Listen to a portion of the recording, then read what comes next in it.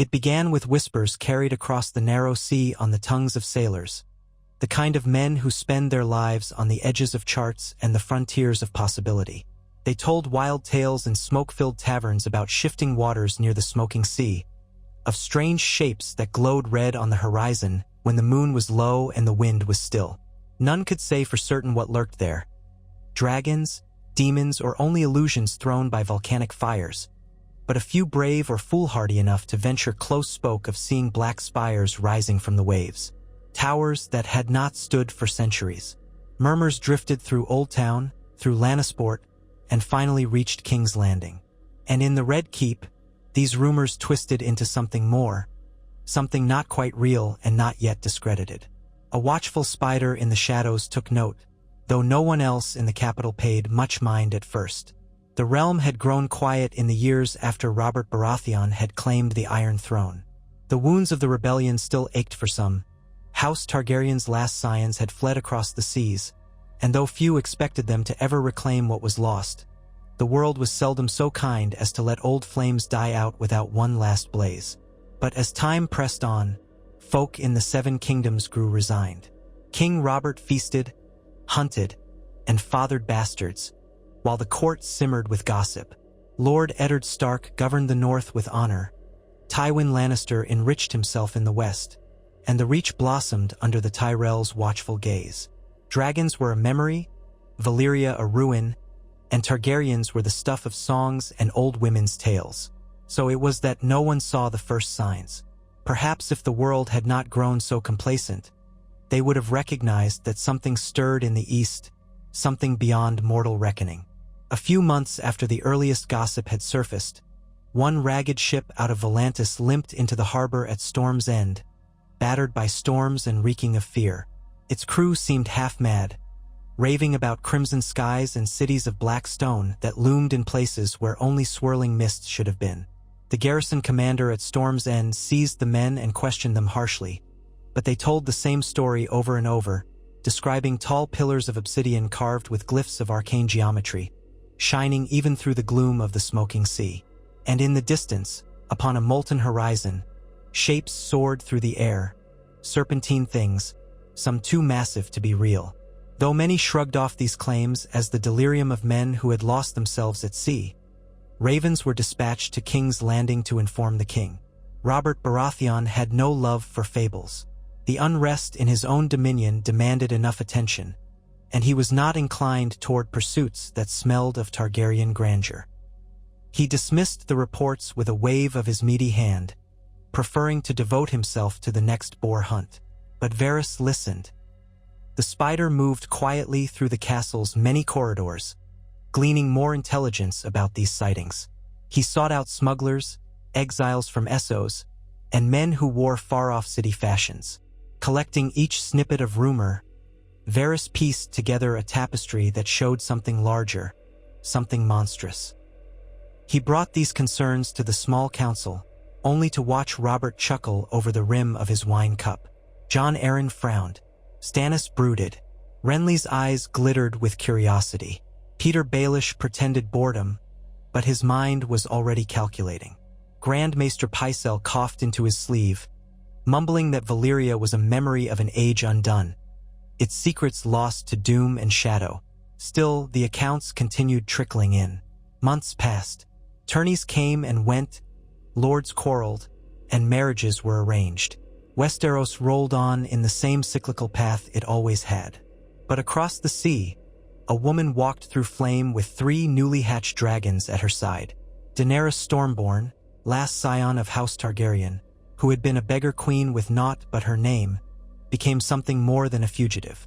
Word of her draconic rebirth traveled swiftly. Where once people scoffed at the idea of living dragons, the presence of the beasts in Essos could not be ignored. The exiled princess gained allies and sworn swords eager to see the old dynasty restored. Yet her path was not simply the stuff of prophecies and wizardry. She, too, heard the same rumors. That the smoking sea had disgorged black towers, that Valyria, once the seat of her ancestors, was no longer just a haunted memory but stirring back to life. Daenerys was not alone in wanting to know more. Warlocks, red priests, sells words, and merchant captains all sought the truth. By the time King Robert accepted even a fraction of what was being said as credible, a small flotilla of curiosity seekers had already vanished into the smoking sea. Fewer than half returned. They brought back eyewitness accounts that rattled maesters throughout the free cities. New land had broken the surface around the blasted ruins, forging a chain of jagged black islands. Impossible, the learned men exclaimed, for the doom that shattered Valyria was said to have destroyed the peninsula and left naught but black waters and restless volcanoes in its wake. Yet here were new spires, new crags, and new labyrinths of obsidian that seemed to hum with an otherworldly power. Word also came of dwarfish reptiles flitting about the edges of these islands, red scales glistening like molten metal. Some spoke of larger shapes that roamed farther inland, near ancient collapsed structures of Valyrian design, unearthly and forbidding. Many that ventured too close perished in lava flows or collapsed caverns, or by the jaws of beasts that seemed to carry the old blood of the dragons in small measure. Ships returned with stinking cargo, hideous creatures, half-lizard, half-cat, long tails and shorter wings, thrashing in iron cages. Those that survived the journey ended up exhibited for curious courtiers in Volantis or Lys. The bolder claim was that deep in the heart of the smoking sea, real dragons had roosted again, far larger than the curious lizard beasts, resurrected from the ashes of Valyria's past. Stories of monstrous roars that shook the earth at night flitted among caravans and spread like wildfire. The next stage of the rumor carried an even more terrifying assertion, that the ancient forges and foundries of Valyria had somehow reignited, that glowing veins of magma, channeled into cyclopean tunnels beneath the city's remains, had awakened ancient arts. Ghostly shapes were said to be glimpsed around these forges, wraiths of Valyrian smiths or something worse. No one believed it was any mortal man forging steel in that cursed place. It defied understanding. And yet the proliferation of Valyrian steel weaponry suddenly offered for sale in the free cities could not be ignored. A staggering sum of gold dragons or pentoshi coins was demanded for swords that glowed with a dark, liquid sheen. Princes and magisters snapped them up. The smiths claimed they possessed new secrets gleaned from the smoking sea, but they would say no more. In King's Landing, half-drunken knights boasted of traveling east to seize a blade of Valyrian steel for themselves. Merchants tried to find safe passage to the rumored Black Coasts. Priests prayed that the doom that had once come to Valyria would not spread. Meanwhile, the Targaryen loyalists whispered that if indeed Valyria was rebuilding itself, it was a divine sign that House Targaryen would soon rise to reclaim its birthright. Daenerys, in Qarth at this time, declared that she would see her ancestral seat with her own eyes. She would claim the power that was her heritage, even if that meant venturing into the smoking sea itself. The maesters in Westeros who studied these accounts were alarmed to discover that the usual navigation patterns in those waters had changed. Currents that once swirled in lethal whirlpools were calmer now, as if inviting a new age of exploration. The weather, too, seemed altered. Storms that once guarded the smoking sea's approaches had lessened. Scouts sent by the Sea Lord of Braavos returned with the astonishing news that entire stretches of the old Valyrian peninsula, submerged for centuries, now rose above the waves. Crumbling towers and labyrinthine ruins peppered these new shores. It was said that certain ancient roads, made of fused black stone, were visible again in the shallows. A new land was forming, or perhaps old land was reawakening, coaxed from watery graves by forces unknown. The rumors came so thick and so wild that they could no longer be ignored, even by a king as inattentive as Robert. He called his lords together and demanded sense from them. Stannis, glaring, admitted that if the return of Valyria was true, it constituted a threat to the realm. Not necessarily in armies, but in intangible influence. Tyrants and warlords might attempt to harness the mythical knowledge that had died with the Valyrian freehold. Pycelle insisted the king send an expedition to glean the truth, while Eddard Stark argued caution. Westeros had no place meddling in the arcane tragedies of ancient empires, but Robert's blood fired with the notion of potential wealth and power. So he gave the order to muster a royal fleet that would sail forth under the banner of the crown, to discover once and for all if old Valyria truly had begun to stir. Not many volunteers emerged for this undertaking, given the Smoking Sea's dread reputation. Only a handful of younger knights, eager for glory, stepped forward. Ser Loras Tyrell, bored with life at Highgarden, decided to join, swayed by the romance of it. The Redwine twins, known for their pride at sea, also joined. Tyrion Lannister, hearing of the expedition, arranged his own passage, ostensibly as an emissary for House Lannister's interests in potential trade, but in truth driven by intellectual curiosity. The imp had read everything about the freehold he could get his hands on, from ancient scrolls to half-burnt volumes. He itched to see whether the legends were real. If by some chance dragons truly roamed the Black Coasts again, the balance of power across the world could shift. And Tyrion Lannister enjoyed being at the pivot of such changes, if only to witness them with his own two eyes. Robert's brother, Renly, petitioned to accompany the expedition. He was young, spirited, and better liked than Stannis, and Robert relented. Yet even as the fleet assembled in the Blackwater, the realm stirred with unease. Lords whispered that this was folly. Others claimed that should Valyria's secrets be discovered, Robert might become unstoppable. Already, quiet alliances began to form among certain great houses. The Lannisters, ever calculating, had half a mind to keep a close watch on the expedition. But Tywin Lannister held his own counsel, sending only Tyrion, while Jaime remained at the king's side, an ever-present member of the Kingsguard.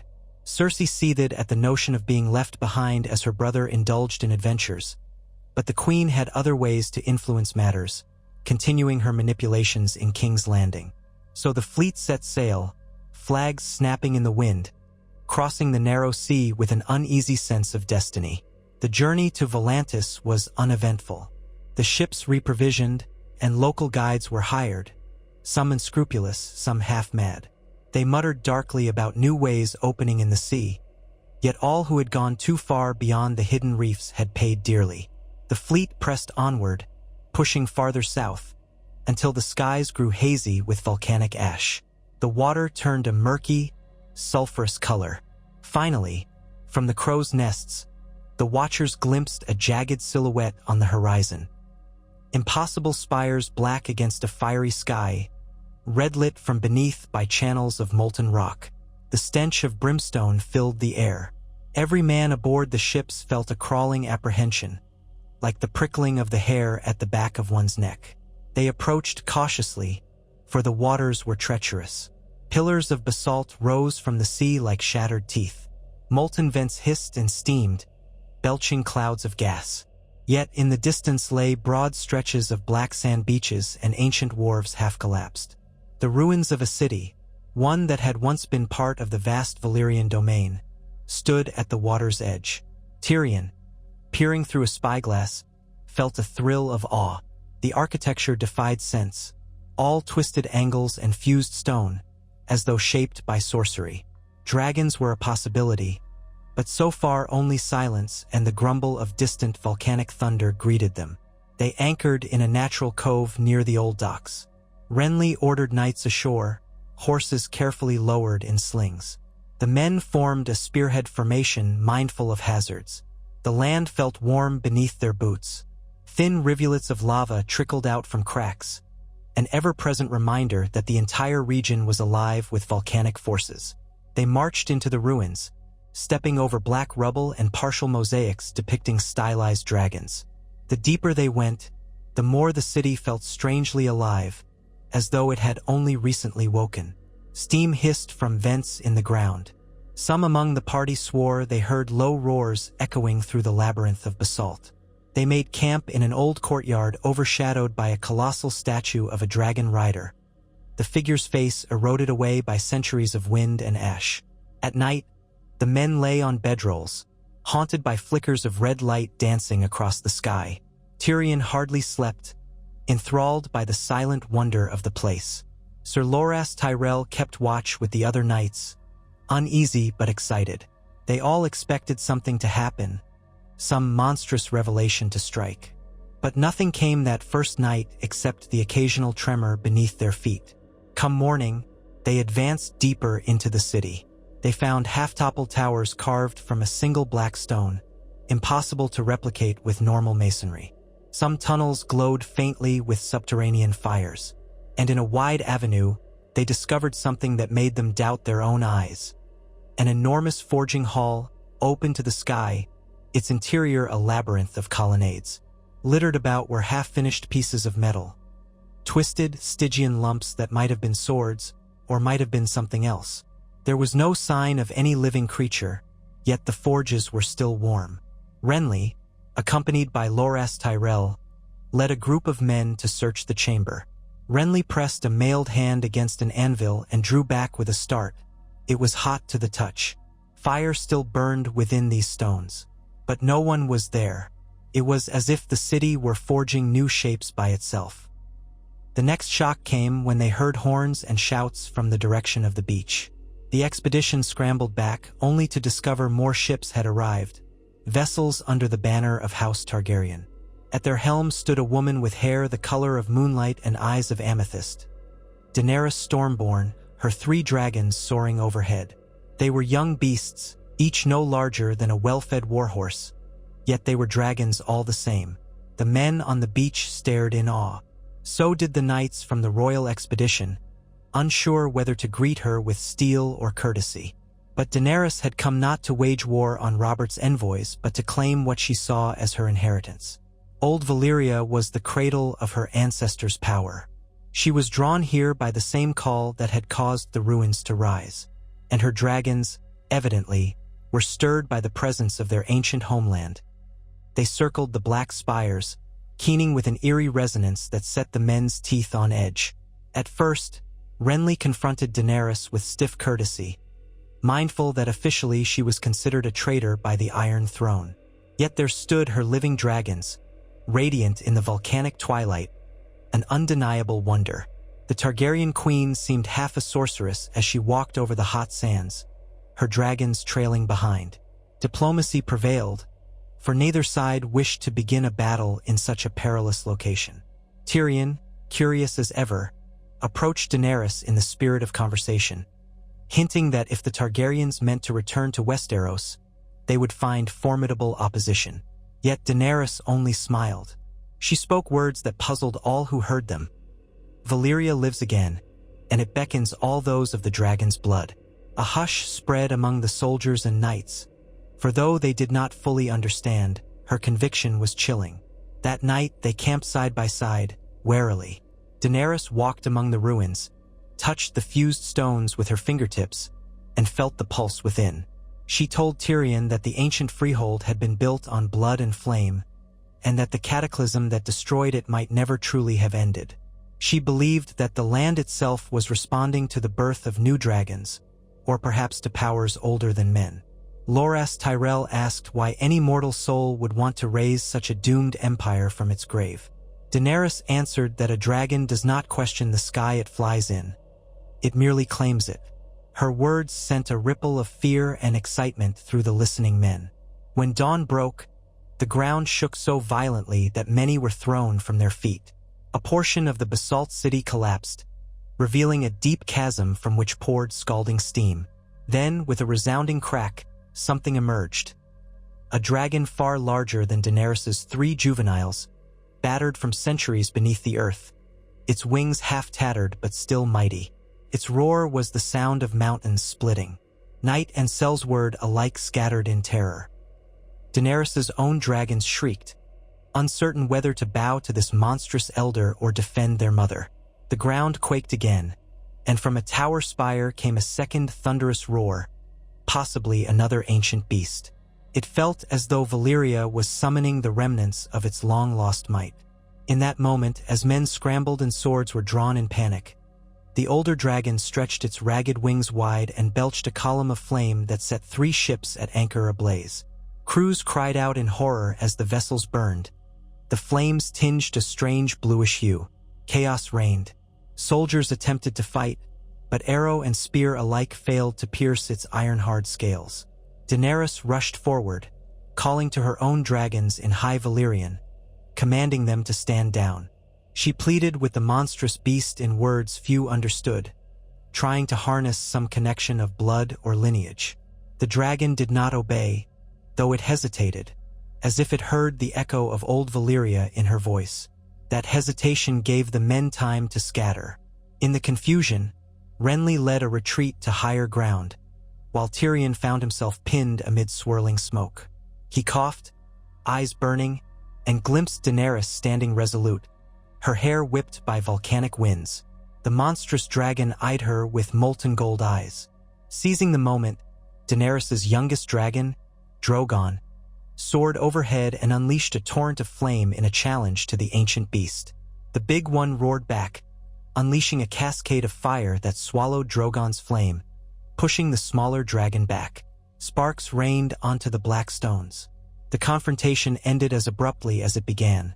With a final shriek, the older beast flapped its torn wings and vanished into the sky, leaving the watchers trembling in the ash-laden air. Daenerys sank to her knees, her skin slick with sweat. She had felt something pass between her and that ancient Wyrm, something deeper than hostility or fear. It recognized a kindred presence, if not an equal. The Watchers realized the rumors of Valyria's rebirth were no mere fancy. Something older and more terrible than human politics moved in these lands. The shock of that day bonded Robert's expedition and Daenerys' retinue in a fragile truce. Together, they broke camp and fled to their ships, regrouping in the calmer waters west of the Black Coast. Men hammered out the damage, counted the dead, and wondered what to do next. Renly wanted to kill the Targaryen girl on the spot, but they were in no position to fight dragons. Tyrion argued that forging an alliance might be wise. Who else could navigate the Smoking Sea's secrets if not the last Targaryen with living dragons? Their uneasy Congress reached a tense compromise. For the sake of survival, they would cooperate while exploring the newly emergent territories of Valyria. So it was that House Baratheon's banners flew beside the Targaryen sigil along that haunted shore. Information gleaned from the partial exploration suggested that the Black Spires were not merely random ruins. There were signs of fresh construction, or at least newly opened corridors. More disturbingly, some forges seemed active even when no living soul was present. Could it be the city itself was alive, forging weapons through sorcery? On the second day after the confrontation, a patrol discovered a hidden cavern where obsidian was shaped by arcane flames. They found racks of newly crafted swords, each bearing a twisted semblance of Valyrian steel's dark ripple. When one knight touched a blade, the metal bit into his palm of its own accord, as if hungry for blood. Terrified, the men retreated, sealing the cavern behind them. The rumors spread rapidly, stoking terror and fascination alike. Old Valyria was forging arms again. But for whom? Word of these discoveries reverberated across the seas. Merchant ships spied the royal and Targaryen fleets anchored in uneasy proximity. Brave couriers risked the journey back to Westeros, carrying these outlandish tales. In King's Landing, Robert raged to hear that Daenerys lived and was in league with the expedition. That was not what he had authorized. Cersei spat fury, convinced Tyrion's presence meant some new Lannister betrayal. The court erupted in speculation, while the small folk heard only that dragons once more soared and that old Valyria was no longer just a dead empire. Such tidings frightened them, for they had not forgotten the fiery madness of Aerys Targaryen or the might of dragons. The lords and ladies reeled in confusion. Some saw opportunity. If the secrets of Valyrian steel were truly at hand, it could give them an advantage in any conflict. Others spoke in dread, warning that the black arts of the Freehold could bring down a second doom upon the world. Even the North grew unsettled. Eddard Stark had no taste for illusions of grandeur, but he was not so naive as to dismiss the realm's alarm. Meanwhile, in the Vale, Jon Arryn's health was failing, his mind too clouded to guide the realm as he once did.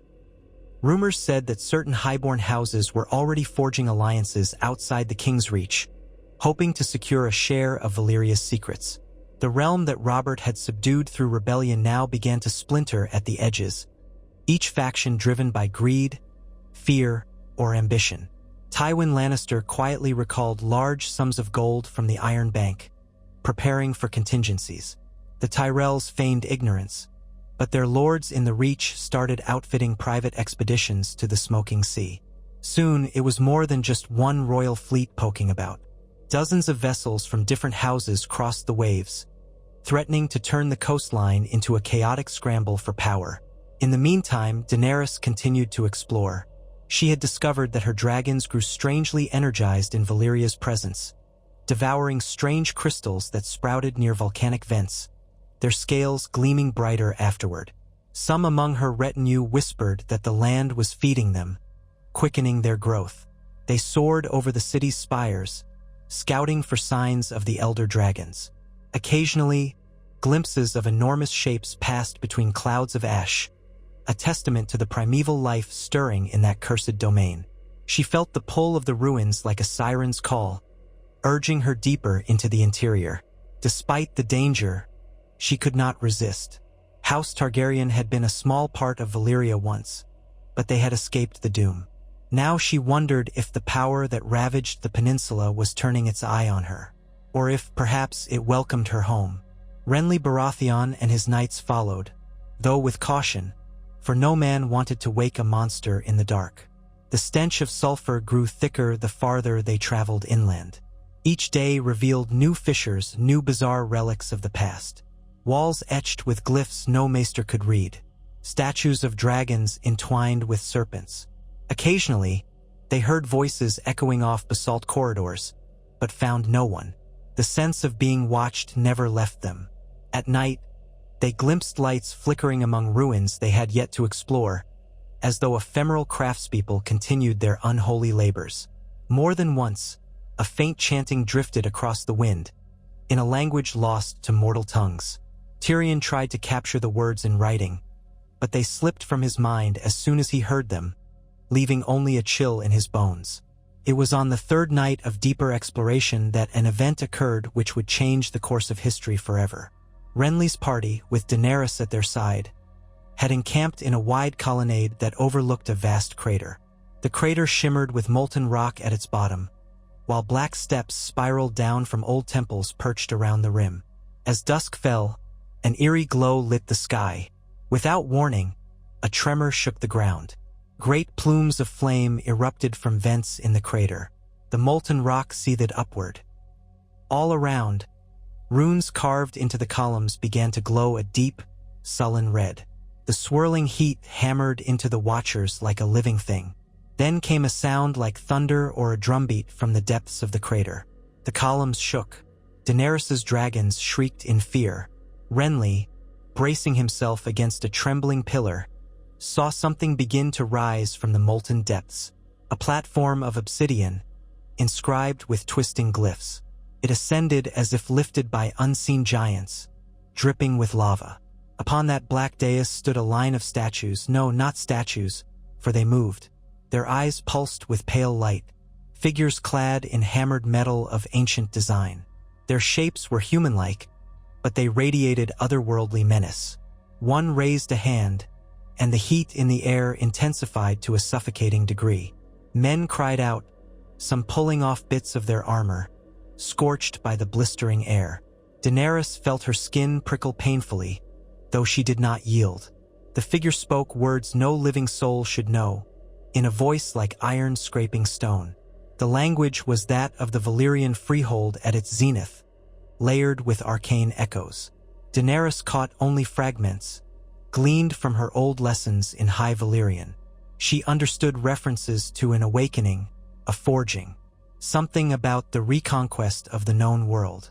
The Watchers realized that these were likely the shades or reanimated guardians of the old dragonlords, or twisted forms given life by the black sorcery that had once governed Valyria. Their city was returning, and they intended to spread the might of dragons once more across Essos and beyond. A swirl of flame erupted before the dais, coalescing into a shape that made the Watchers recoil. A new dragon, birthed from living fire.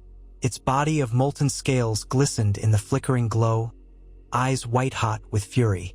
With a roar, it launched upward, swirling around the crater in a vortex of embers. Daenerys's dragons answered with their own bellows, uncertain whether to fight or flee. The men below cowered, shields raised in futile defense. Even Renly, so charming in tournaments, looked pale and terrified. The line of strange armored figures on the dais raised their arms in unison, chanting in that hideous tongue.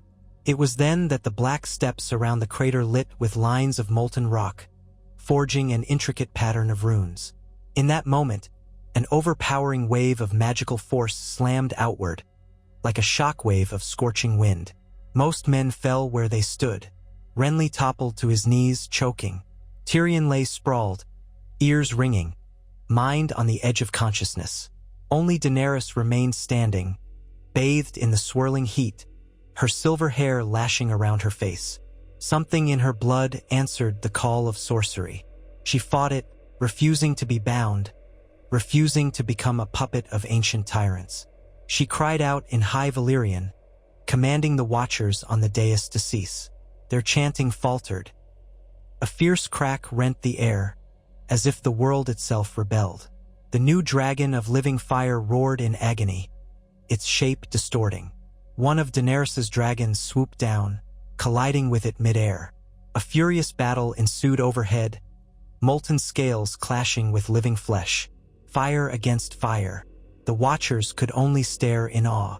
Then, with an echoing boom, the crater's rim collapsed. Lava flooded upward in a monstrous surge. The ancient figures on the dais disappeared beneath a cascade of flame. Their final shriek reverberated in the air, then was snuffed out.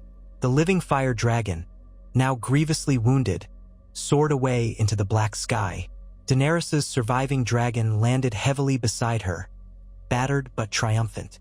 Pandemonium ensued as men scrambled to higher ground. When the lava subsided, nothing remained of the dais or those who stood upon it. Only a swirling caldera of molten stone and a new, permanent glow cast upon the ruins. Valyria had revealed a fraction of its resurrected power, and it had nearly consumed them all. Daenerys and Renly led the survivors back to the safety of the ships. There, Tyrion and the rest tended to the injured, stunned by the enormity of what they'd witnessed. If these were the guardians of old Valyria awakened after centuries, what else might be stirring in the darkest hollows of the Freehold? Worse still, if they had the power to forge living creatures out of flame, to shape and warp the land itself, then the entire world was at risk. Daenerys insisted that Robert Baratheon and all the Seven Kingdoms must be warned. But Renly was not so certain. He saw in this cataclysm an opportunity. If House Targaryen was the heir to this vile sorcery, better to ensure it did not gain a foothold. He was too pragmatic to deny that they might have to ally with the Targaryen queen in the short term, but he was already imagining the myriad ways to break her. Tyrion watched him from the corner of his eye, reading the flickers of ambition. The dwarfish Lannister had grown to respect Daenerys's resolve. He believed she might be the only mortal with a chance of controlling Valyria's savage might, or at least containing it. But the realm's politics would not yield easily to such truths. When the fleets returned to Westeros, the realm burst into a frenzy. The rumors were now affirmed by the direct testimony of surviving knights and lords. That dragons lived was undeniable. That ancient forces stirred in Valyria was beyond question. Robert's court was thrown into chaos. The king, outraged, declared Daenerys Targaryen an enemy of the state, though conflicting stories suggested she had saved the expedition from utter annihilation. Robert demanded that the lords unite under his banner to repel any Targaryen incursion. But at the same time, cunning men recognized that the threat from Valyria might be bigger than a single exiled claimant. The realm split along old fault lines. Those with Targaryen sympathies, mostly smaller houses and those disenfranchised by Robert's rule, used the chaos as an opportunity to challenge the Iron Throne. Others, fearful of the black magic rumored to come from Valyria, insisted on focusing on the new threat in the east. A new wave of opportunists left for Essos, hoping to snatch wealth or secrets from the smoking sea. The War of the Five Kings, prophesied in some shape or form, took on an entirely new dimension. For the threat was not just the typical Game of Thrones among mortal families, but a power from beyond the grave, forging weapons and monstrous new dragons. Old Valyria had begun to restore itself, and it would overshadow every conflict in Westeros. Lords Tyrell, Martell, Greyjoy, Tully, and Arryn each made their own calculations, forging alliances with or against the crown. Pike launched new raids in the confusion. The Martells considered that Daenerys was sister to Rhaegar Targaryen, who had wed Elia of Dorne. Some in Dorne felt sympathy, though others dreaded the old horrors of Dragonfire. In the west, Tywin Lannister mustered armies, uncertain whether to move against Robert or wait for an advantage. Rumors claimed that the Targaryen girl was forming a coalition in Essos that included Sellsword companies and freedmen, all sworn to retake the Iron Throne for House Targaryen.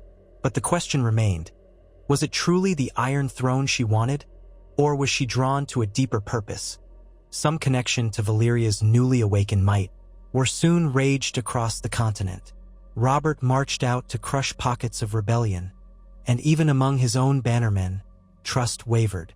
The North tried to hold itself apart, but Eddard Stark was forcibly pulled into the conflict when Robert demanded his troops. Ned complied reluctantly, suspecting that the real threat was the monstrous magic stirring in the east. As armies marched and ravens flew, the population of Westeros trembled with uncertainty. Dragons soared overhead not just in Essos but sometimes venturing close to the coasts of the Stormlands. Occasionally, watchers on the cliffs glimpsed enormous shapes winging toward the sunset sea, as though exploring the world again after centuries of sleep. Once, a fishing village was annihilated by fire, though whether it was a free-roaming dragon or a rebellious Targaryen vassal was unknown. Fear spread across the realm. At the same time, the great forging halls in Valyria seemed to multiply their output of cursed steel. Increasing numbers of bizarre swords and spears, all bearing that liquid ripple of black metal, found their way into the hands of mercenaries and warlords. Reports surfaced of men going mad wielding them, as if the weapons possessed a will of their own. More than one petty lord was found with his wrists slashed, his prized Valyrian blade lying among pools of congealed blood, as though the blade itself had turned on him. The free cities struggled to contain the chaos. Braavos closed its ports to ships from the smoking sea, but contraband arms still leaked into the city. Volantis fell into near civil war, with factions worshipping the return of the Valyrian might and others condemning it. The entire known world teetered as old Valyria's tendrils crept outward. Meanwhile, Daenerys found herself torn. She had not returned to Pentos or Meereen, but instead had established a temporary court on the Isle of Valyria, off the coast near the Smoking Sea. From there, she tried to shape her cause, urging men to follow her for the promise of a better world. Her dragons had grown, feeding on monstrous fish and the strange crystals of Valyria's coast. She wanted to use their power to free Essos from slavery, as she had done in the city-states. But always, the black horizon of Valyria loomed behind her, an unspoken promise or threat. Some nights, she dreamed of forging a new empire from the ashes of the old. Other nights, she dreamed of the Black Guardians rising to enslave humanity once more. She woke drenched in sweat, uncertain which side of history she stood on.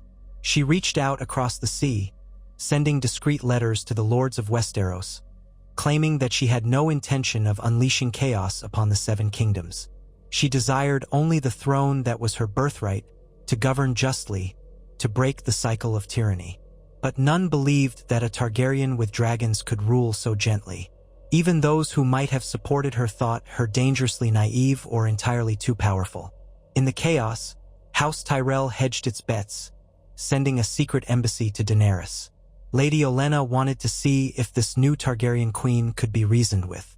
The old woman's famed wit collided with Daenerys's unyielding determination. Some say their negotiations ended with a half-promise of alliance, contingent on the Tyrells retaining their power in the Reach. In the Red Keep, King Robert stewed in frustration, drinking himself into daily rages.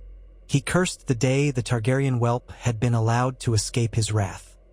He demanded every loyal house muster arms to expunge her threat once and for all. He refused to listen to warnings about the deeper horrors in Valyria.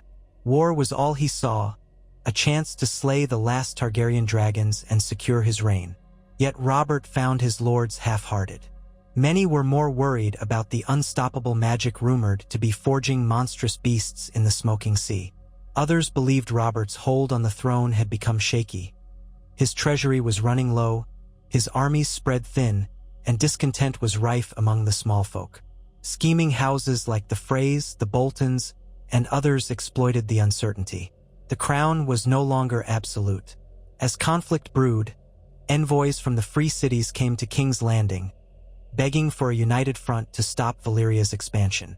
They claimed that newly formed, volcanically lifted territories had sprouted enclaves of cultists practicing vile rites. Mysterious warlords emerged, brandishing weapons that glowed with internal embers. They carved out dominions along the coasts, enslaving populations to feed their forging halls. Unless Westeros joined with Essos in a grand alliance, they warned, a second doom might be unleashed on all mankind. Robert was too proud to form such an alliance, especially alongside Targaryen sympathizers. So the entreaties fell on deaf ears. Tensions rose with every passing moon. Around this time, a new rumor gained traction.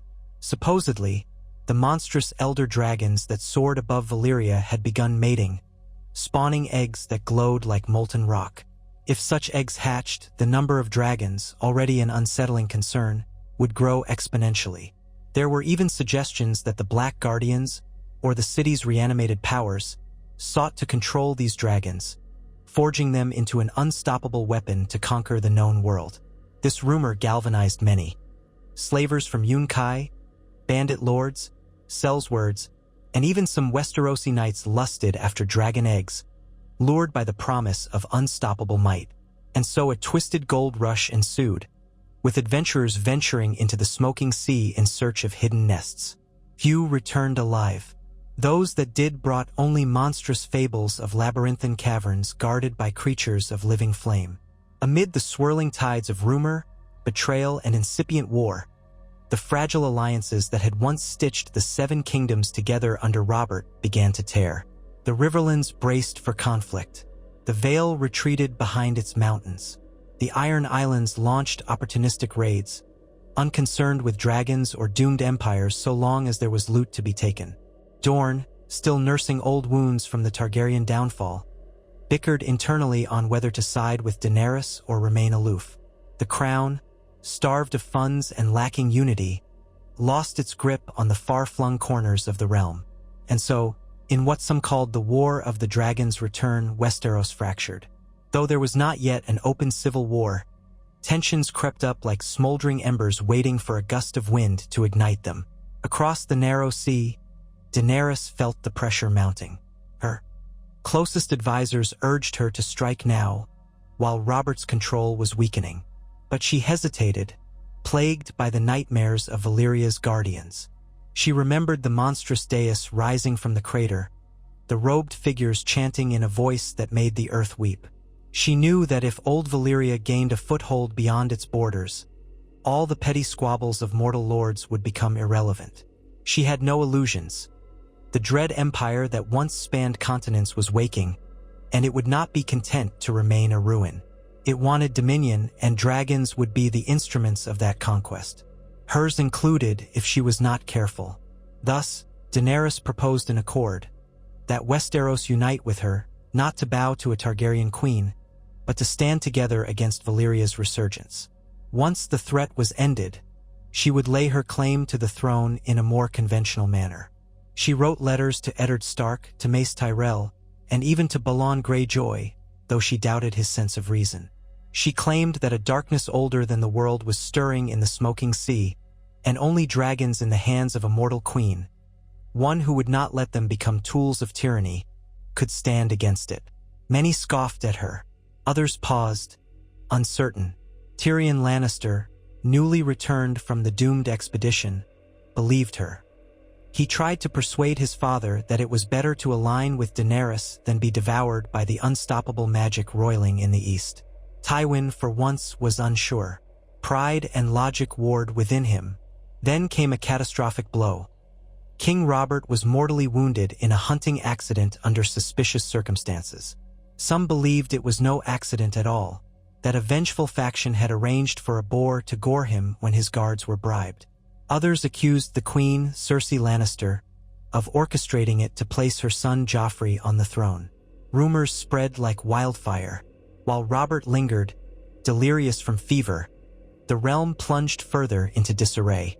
Stannis Baratheon claimed the throne by rights, citing bastardy rumors about Joffrey. Renly made his own claim, insisting he was better suited to rule. Cersei declared her son the rightful king and refused to listen to any talk of bastard blood. Tywin Lannister massed armies near the capital to secure his grandson's hold. Meanwhile, Eddard Stark weighed the knowledge gleaned from the returning knights about the monstrous threat in Valyria. He tried to counsel peace and unity, but found himself isolated in King's Landing amid Lannister power plays. War broke out in earnest. The young wolf of the north, Robb Stark, called his banners when his father was seized for treason by the Lannisters. The Riverlands erupted under House Tully. Renly fled the city, calling his bannermen in the Stormlands and forging an alliance with the Tyrells. Stannis, furious, prepared to assault King's Landing. The Greyjoys seized the distraction to strike the north. The continent was aflame, but with each new rumor of Valyria's expansions, entire islands in the Summer Sea discovered with black obelisks rising from them. Some realized that fighting over the Iron Throne might be a fool's errand if an ancient empire returned in full force. Daenerys watched from the east, dismayed as the lords of Westeros tore each other apart. If the Seven Kingdoms fell into ruin, who would stand against the twisted might of Valyria? Dragons soared nightly over the black spires, some old, some newly hatched. Reports of enslaved populations building armies of living stone haunted every corner of Essos. And yet the mortal realm was consumed by petty wars for crowns. Emboldened, Daenerys finally made her decision. She would sail west, not merely to conquer, but to force the lords to see reason. With her dragons grown to fearsome size and a strong host of Unsullied, Dothraki, and freedmen behind her, she set out. Whether Westeros welcomed her as a savior or reviled her as an invader, she could not let them squander what remained of their strength in civil strife while the real enemy gathered. She landed on Dragonstone first, claiming the ancient Targaryen seat that had been left poorly defended in the turmoil. Stannis' garrison had been called away, leaving only skeleton forces behind. Daenerys took the castle in the name of House Targaryen with barely a fight. From there, she dispatched envoys to the warring factions. Submit to her leadership and band together against Valyria, or risk the doom that might befall them all. The great houses bristled at her ultimatum. But as the war continued, news came of the first direct Valyrian incursion beyond the Smoking Sea. A fleet of black-sailed ships crewed by strange men in horned helms had emerged near Lys, sacking the city in the name of the old empire. Survivors spoke of men who wielded living fire swords. By the time the Lyseni defenders realized the scope of the threat, half the city was engulfed in sorcerous flames. The Watchers saw monstrous shapes overhead, dragons not allied to Daenerys but to something darker. Panic gripped the free cities.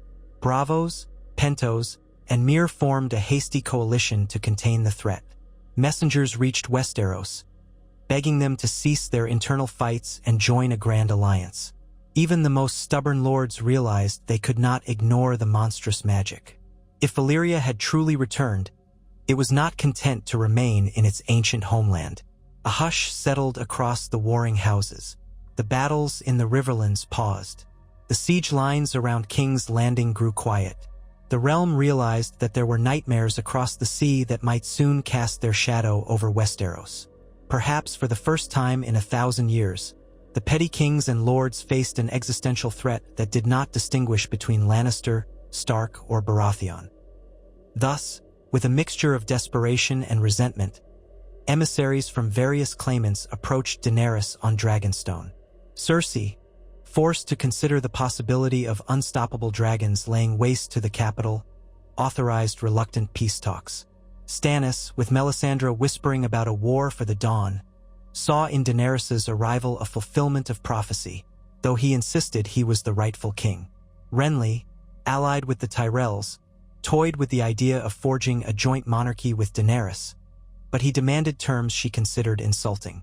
Even Robb Stark, declared king in the north, sent ravens acknowledging the need to unite, though he refused to kneel to a Targaryen. It was a fractious meeting of great powers, each suspicious of the others, each mindful of old wounds. But none could deny that if Valyria was forging an army of living stone and monstrous dragons, no single king or queen in Westeros could prevail alone. While these negotiations staggered onward, the first black-sailed fleets from Valyria touched the shores of Dorne. Their landing parties, manned by pale-skinned zealots in black iron, clashed with local Dornish levies. The reports were bleak. The invaders wielded unnatural weaponry, and some claimed that at night, their eyes glowed with a feverish red. Dozens of small Dornish villages burned. Panic spread to Sunspear. Doran Martell, whose spies had told him of Valyria's rise, had tried to fortify the coast, but nothing prepared them for sorcery that twisted sand into glass and shattered walls with pulses of heat. House Martell found itself pressed to hold the line. Ravens pleaded for aid from the rest of Westeros, and so the final impetus was given. House Baratheon, House Lannister, House Stark, House Tyrell, House Tully, House Martell, House Greyjoy, for the first time in living memory, they each pledged forces to a common cause, however tenuous. Daenerys took the role of war leader, for none could deny the authority of the last Targaryen with living dragons. That was how the impossible alliance formed, held together by the slimmest thread, the need to survive the cataclysm that Valyria threatened to bring. The Seven Kingdoms had shattered in civil strife, but they realized that if they did not stand together now, none would remain free. It was an uneasy truce at best. Suspicions ran high. Armies that had slaughtered each other mere months before now fought side by side against black-helmed invaders. Daenerys led from the skies, her dragons strafing the Valyrian host, even as monstrous elder Wramis launched counters of flame that turned men to ashes. The coasts of Dorne and the Stormlands saw pitched battles beneath swirling clouds of ash. From the sea, twisted galleys attacked, their hulls plated with a strange metal that glowed red in the dark. Entire scorpions and ballistae wreathed in black flame flung demon fire at the shores. The lords of Westeros held the line through raw courage and the occasional brilliance of generals like Stannis or tacticians like Tyrion. Dragons clashed overhead, steel met steel, and the land itself seemed to tremble beneath the echoes of the ancient empire's wrath. Over time, the living fire constructs wavered against Daenerys's real dragons. She and her brood were not conjurations but living flesh. Though the Black Guardians possessed vile sorcery, it proved difficult for them to stand against an entire continent of warriors fighting for their homes. The battles raged for months, sowing devastation in coastal areas. The Dornish spears, the Reach's knights, the North's fierce bannermen, all rallied under a single cause. Slowly but surely, they pushed the invaders back to the sea. What remained of the black-sailed fleet retreated, though more might soon come.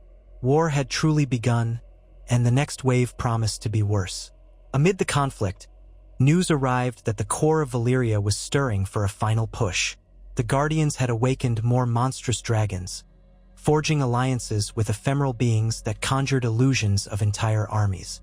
A second expedition to the Smoking Sea, led by a combination of Westerosi and Essosi forces, found itself beset by nightmares come to life. They glimpsed new towers rising from the ocean floor, their spires crowned with baleful lights. In the distance, the largest dragon ever seen soared, trailing smoke and embers. The Watchers despaired, for they felt certain that no mortal force could withstand such a beast. Yet Daenerys insisted that they must strike at Valyria's heart. If the forging halls were destroyed and the Guardian's seat of power disrupted, the Empire's rebirth could be halted before it fully manifested. Thus, in a final gamble, Daenerys Targaryen and a coalition of Westerosi lords resolved to sail for Valyria and face the darkness at its source. This decision splintered the Seven Kingdoms again. Many lords refused to risk more men on such a hopeless quest. They doubted that the city's black sorcery could ever be undone. Others feared that Daenerys would use the campaign to seize the realm for herself while the other claimants were absent. Yet the bravest and perhaps wisest united for the attempt. Stannis Baratheon, whose zeal for duty had been fueled by Melisandre's prophecies. Robb Stark, young but valiant, determined that his father's honor demanded an end to such evil.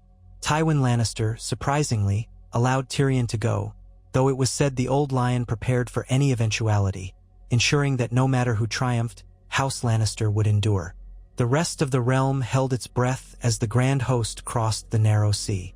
Even Cersei, left behind to guard King's Landing, found herself praying to the Seven for their safe return. For if they failed, no city would stand against Valyria's wrath. All roads led to that final confrontation in the smoking sea, where the black land of rebirth beckoned under roiling clouds of volcanic ash. The fleet approached, dwarfed by ominous shadows in the sky. The watchers on deck steeled themselves. They had glimpsed a fraction of Valyria's power, and it had nearly undone them. Now they would face it at full strength. Daenerys guided her dragons into the ash-laden air, leading a formation of knights on griffins borrowed from the Summer Islands. An improbable alliance indeed. The sea churned with rising lava, and new landmasses hissed into existence almost by the hour. Great pillars of black stone stood like fortress walls around the city. Within, the forging halls pulsed with an infernal glow. Another doom threatened not just Valyria, but the entire world. Men formed ranks on newly formed beaches of black sand. Siege engines were dragged ashore. A hush fell over the allied host as they beheld the city's gloom. Then, with a roar that shook the heavens, the elder dragons of Valyria descended. Fire and blood filled the air. What followed would be remembered, if at all, for generations as the War in the Shadows or the Second Doom or the Dragonfall, depending on which bard told the tale. It was a battle of flesh against sorcery, of living dragons against twisted abominations. The city itself seemed to fight, spires launching blasts of molten rock. The Guardians manifested, clad in living steel, chanting in the old tongue. Men died in droves, their corpses consumed by liquefied rock or shaped into new horrors by arcane rituals. Yet the Alliance fought on, spurred by desperation and a faint hope that if they could but destroy the forges at the city's heart, the Black Guardians would lose their link to this plane. Amid the chaos, Daenerys and her dragons soared to the tallest spire, battling through wards of flame and illusions that tried to turn them aside. Her largest dragon, Drogon, took grievous wounds from living fire breath, but pressed on, smashing aside the spire's apex, where a blazing crystal fed the forging halls below. Daenerys leapt onto the sundered rooftop, ignoring the blistering heat. She found a conclave of robed figures chanting in a circle of molten runes. Their leader wore a helm shaped like a dragon's skull, and his eyes burned with inhuman light. He reached out with a staff that crackled with arcane energy. Daenerys felt a jolt tear through her body, nearly flinging her into the abyss. But she stood firm, raising a dragon horn she had wrested from a fallen warlock in Karth. She blew 3 mighty blasts that echoed across the spire. The robed figures screamed, reeling as the magic horn sundered their link to the forging halls. Flames leapt from the runes in uncontrolled torrents, incinerating them where they stood. Below, the forging halls shuddered. The swirling molten metal that shaped living fire dragons spilled out in a catastrophic flood, toppling the labyrinths of obsidian. Tyrion, witnessing from a vantage point, saw entire sections of the city collapse into the sea, burying whatever horrors lurked there. The elder dragons, disoriented, roared and lost cohesion. One by one, the monstrous WRMS were brought down by the combined might of Daenerys's brood and the armies below, or else they fled into the swirling sky, wounded and leaderless. The Black Guardians melted into slag, their souls unbound from the mortal plane. At last, the inferno subsided. Clouds of ash rolled away, revealing that much of the newly risen land had once again collapsed beneath the waves. And with it went the heart of Valyria's malevolent rebirth. The cost was unimaginable. Thousands lay dead, entire houses shattered. Many wonders and horrors were lost. But Westeros and Essos alike had survived, barely. The Alliance stood upon black sands, battered and bloodied, to witness the final collapse of the spires. Daenerys knelt with tears in her eyes beside Drogon, who had taken a mortal wound in the final assault. The great dragon nuzzled her hand one last time, then went still, steam rising from his scales. She wept for him, the price of stopping the doom from devouring the world. Yet 2 of her dragons survived, grown to terrifying size but loyal to her alone. In the weeks that followed, the battered armies returned home. Old Valyria's attempt at resurrection had been thwarted, though pockets of its vile magic might remain in hidden corners. It was not a complete victory, for the cost would echo for generations. But the immediate threat had passed, and the forging halls lay in ruin once more. The Watchers who survived would claim that Daenerys Targaryen had saved the world from a second doom, yet whether she would claim the Iron Throne remained uncertain. Her actions had given her enormous prestige, enough to demand recognition as the rightful queen. Many who had fought beside her, from the north to the Stormlands, felt an uneasy respect. Westeros itself was irreparably changed, the illusions of stability under a single throne shattered. So many lords had died that lines of succession were in chaos. Lands were ravaged, impoverished by war. Yet in some hearts, a fragile hope took root. Perhaps the Seven Kingdoms, having united against an otherworldly threat, might find a new path forward. Others believed more conflict was inevitable, that Daenerys would not rest until she wore the crown, and that the remnants of old grudges would spark new wars. Even the survivors of Valyria's Black Guardians might try again to reawaken the Empire. The realm's fate lay in the hands of men and women shaped by the crucible of that cataclysmic struggle. Daenerys, her dragons, and the battered coalition parted ways on uncertain terms. She sailed for Dragonstone, her immediate goal to recover her strength and plan her next move. Stannis returned to the Stormlands, deeply changed by the glimpse of unholy forces. Robb Stark took what remained of the Northmen home, bearing the bones of fallen friends.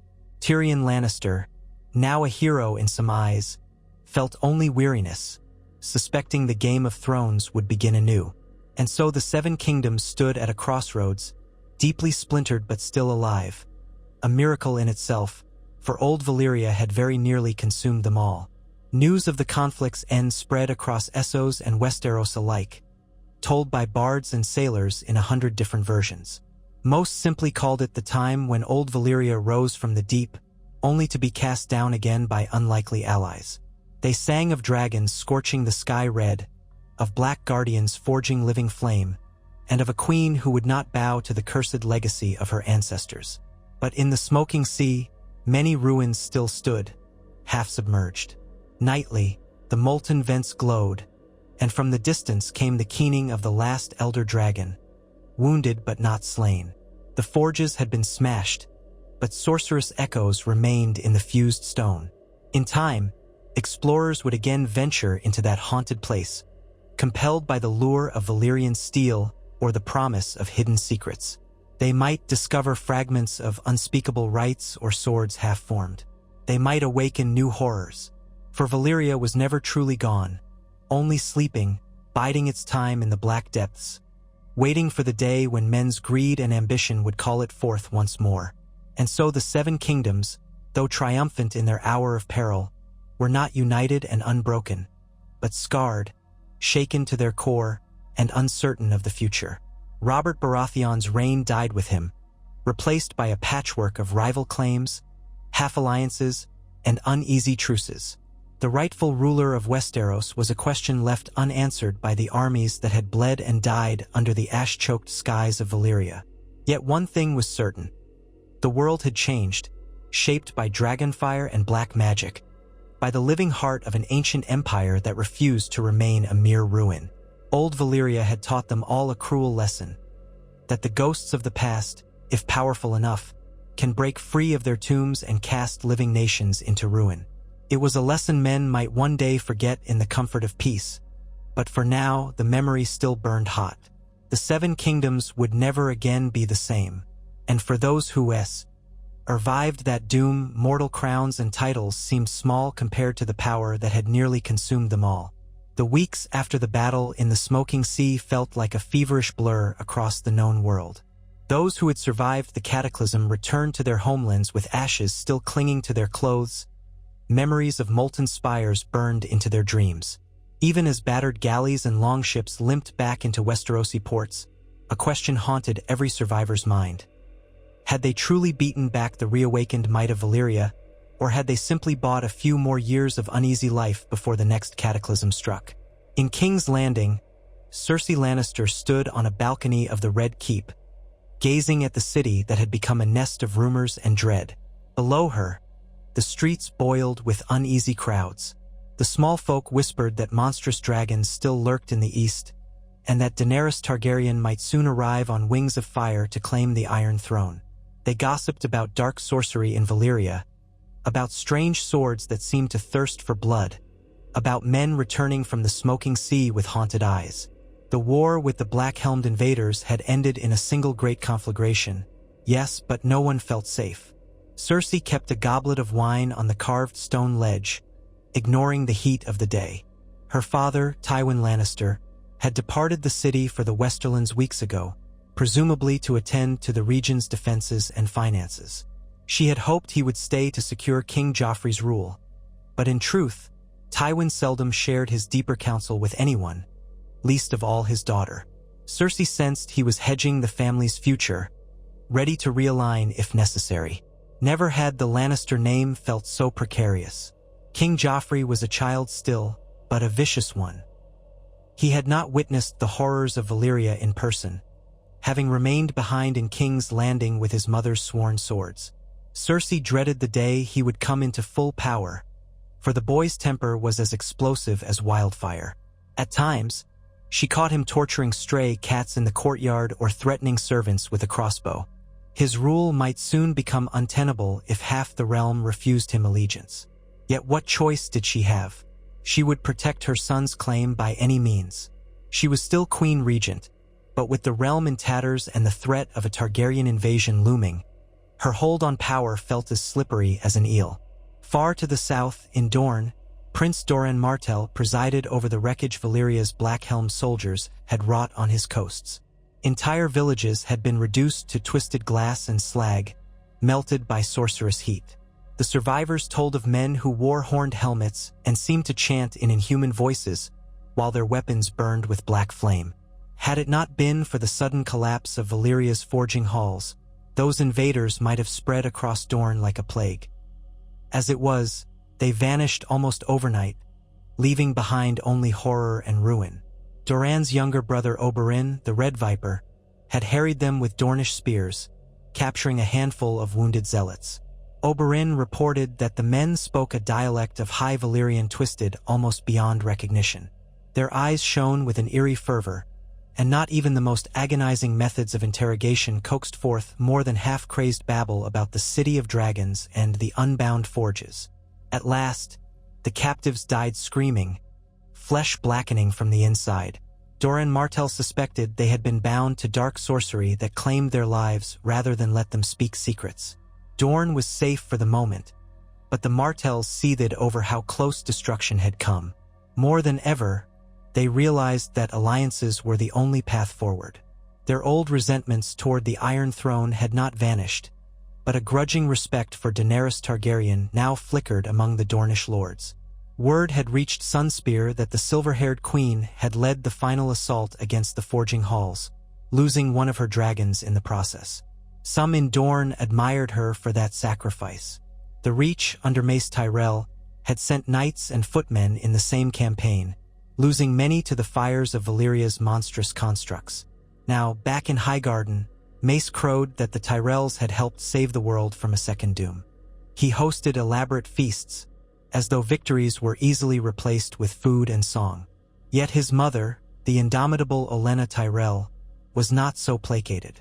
Behind the scenes, she sent out her famously sharp-tongued letters and watchers, gathering news of how the realm would reorder itself. She was too shrewd to believe that this tenuous unity would last. When lords were done uniting against a common threat, they would turn on each other again unless an overarching power emerged. Whether that power was a Targaryen queen, a Baratheon pretender, or a Lannister-led regency, Olenna Tyrell intended to ensure the Reach landed on the winning side, or at least remained standing no matter who won. In the north, the returning armies brought Ned Stark home to Winterfell with more scars on his body and spirit than he cared to count. He had traveled east, forced by King Robert's summons to help quell an impossible threat, but he never expected to see sorcery on such a scale. The final sight of molten spires and shrieking fire dragons haunted his dreams. His men had fought bravely, many dying in the battles on the Black Beaches.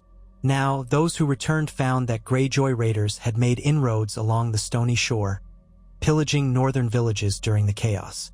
Robb Stark, already declared king in the north by his loyal bannermen during the earlier fractures, had gone to repel the Ironborn.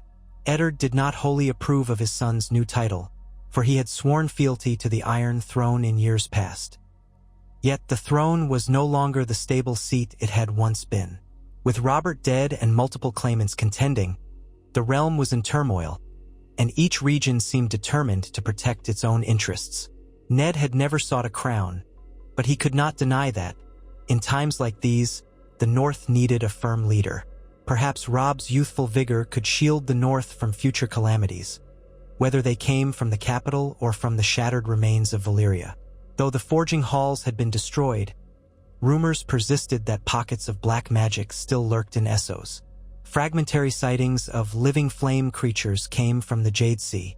Merchant ships arrived in White Harbor with breathless tales of small islands off the coast of Sithorios, where newly risen black towers sparkled with volcanic glass.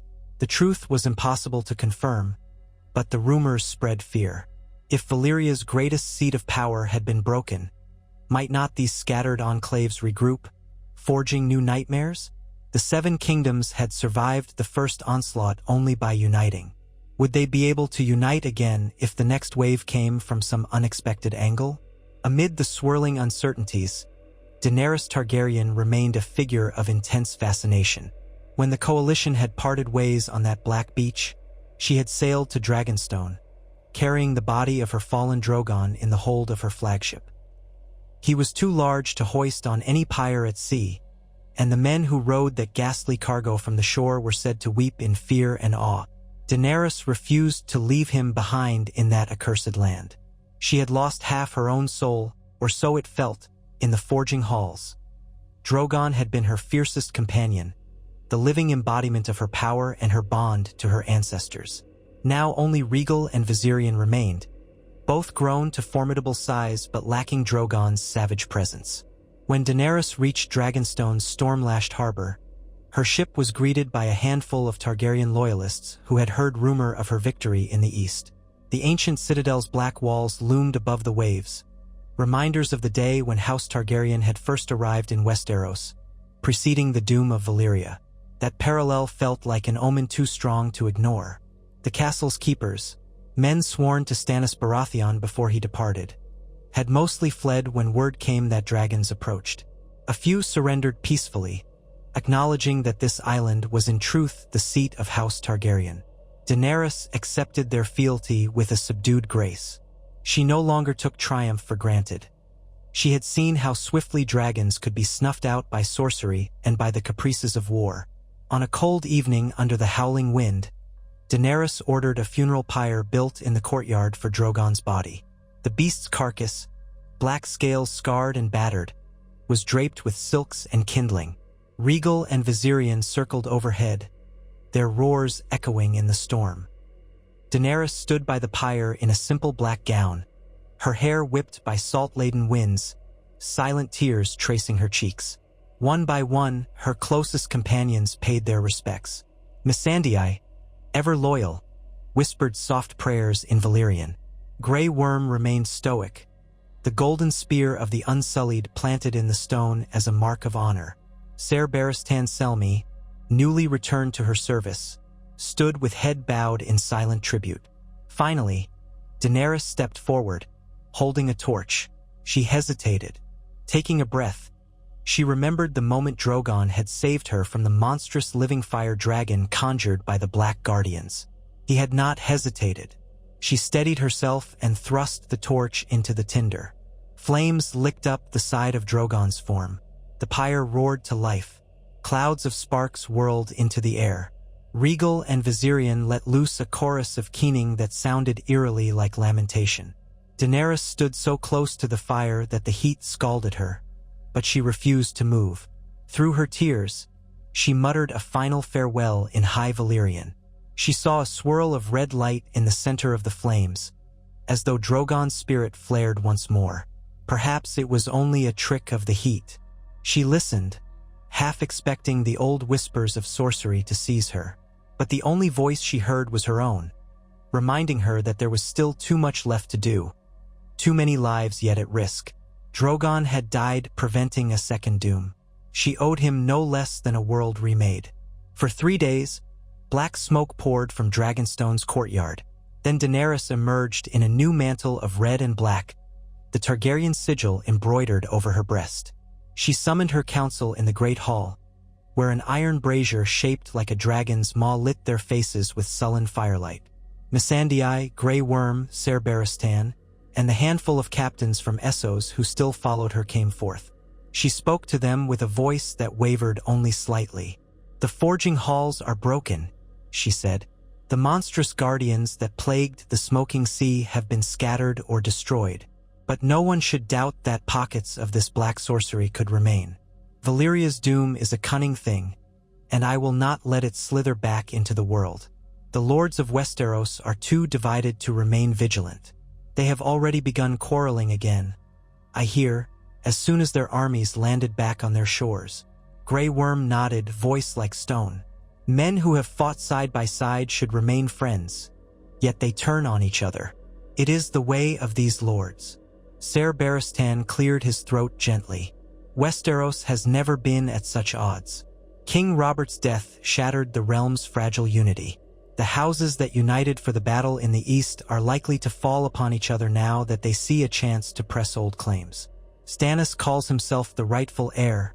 Renly contests that. Robb Stark is king in the north.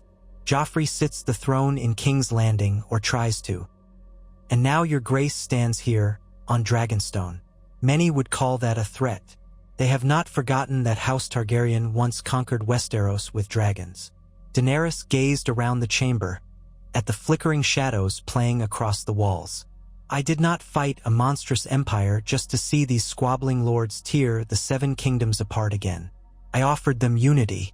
I still do, but they will not listen unless I show them my strength. I will take the throne that was House Targaryen's by blood and conquest, but I will not do it as the shadow of my father. I will not burn innocent people to cow them. They must see that if we do not stand together now, any remnant of Valyria's black craft, or some new threat, will destroy us next time." Her captains listened, some frowning.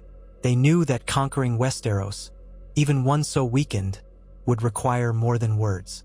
2 dragons remained to her, but the realm had ballistae, cunning minds like the Lannisters, and entire armies at their disposal.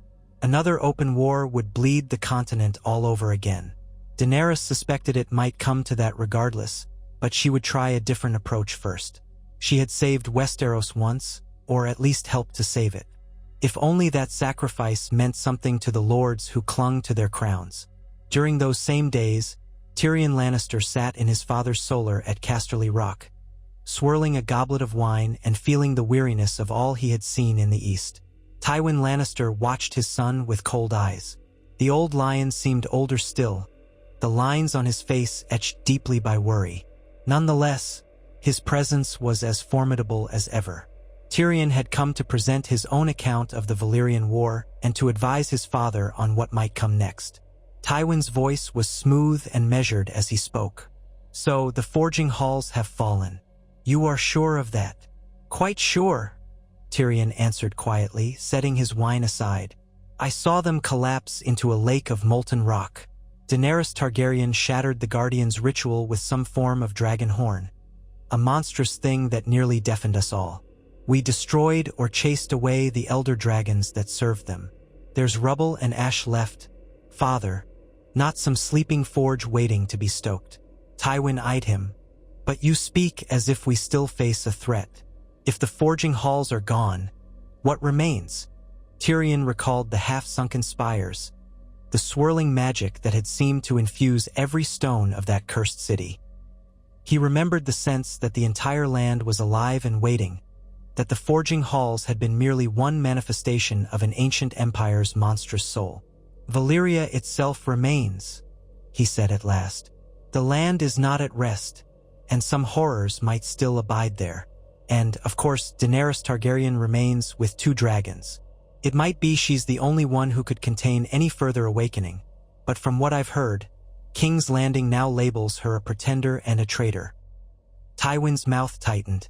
We have no king to truly speak of, not in a manner that unites the 7 kingdoms. Joffrey holds the throne, but his legitimacy has been questioned. Renly and Stannis bicker over their rights. Robb Stark calls himself king in the north. And somewhere on Dragonstone, a Targaryen queen is waiting to see how the pieces fall. It's a precarious situation. Tyrion gave a rueful laugh. Oh yes, precarious indeed.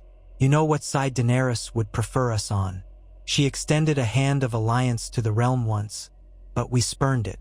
She may try again, or she may come with fire and blood. Tywin drummed his fingers on the table. We are Lannisters. We do not wait passively for fate to claim us. The Targaryen girl is cunning. She helped save us from that second doom, but that does not mean she will forget how Robert tried to have her killed once upon a time. I suspect she will demand recompense, or at least recognition. If Joffrey does not give it, she may try to take the throne.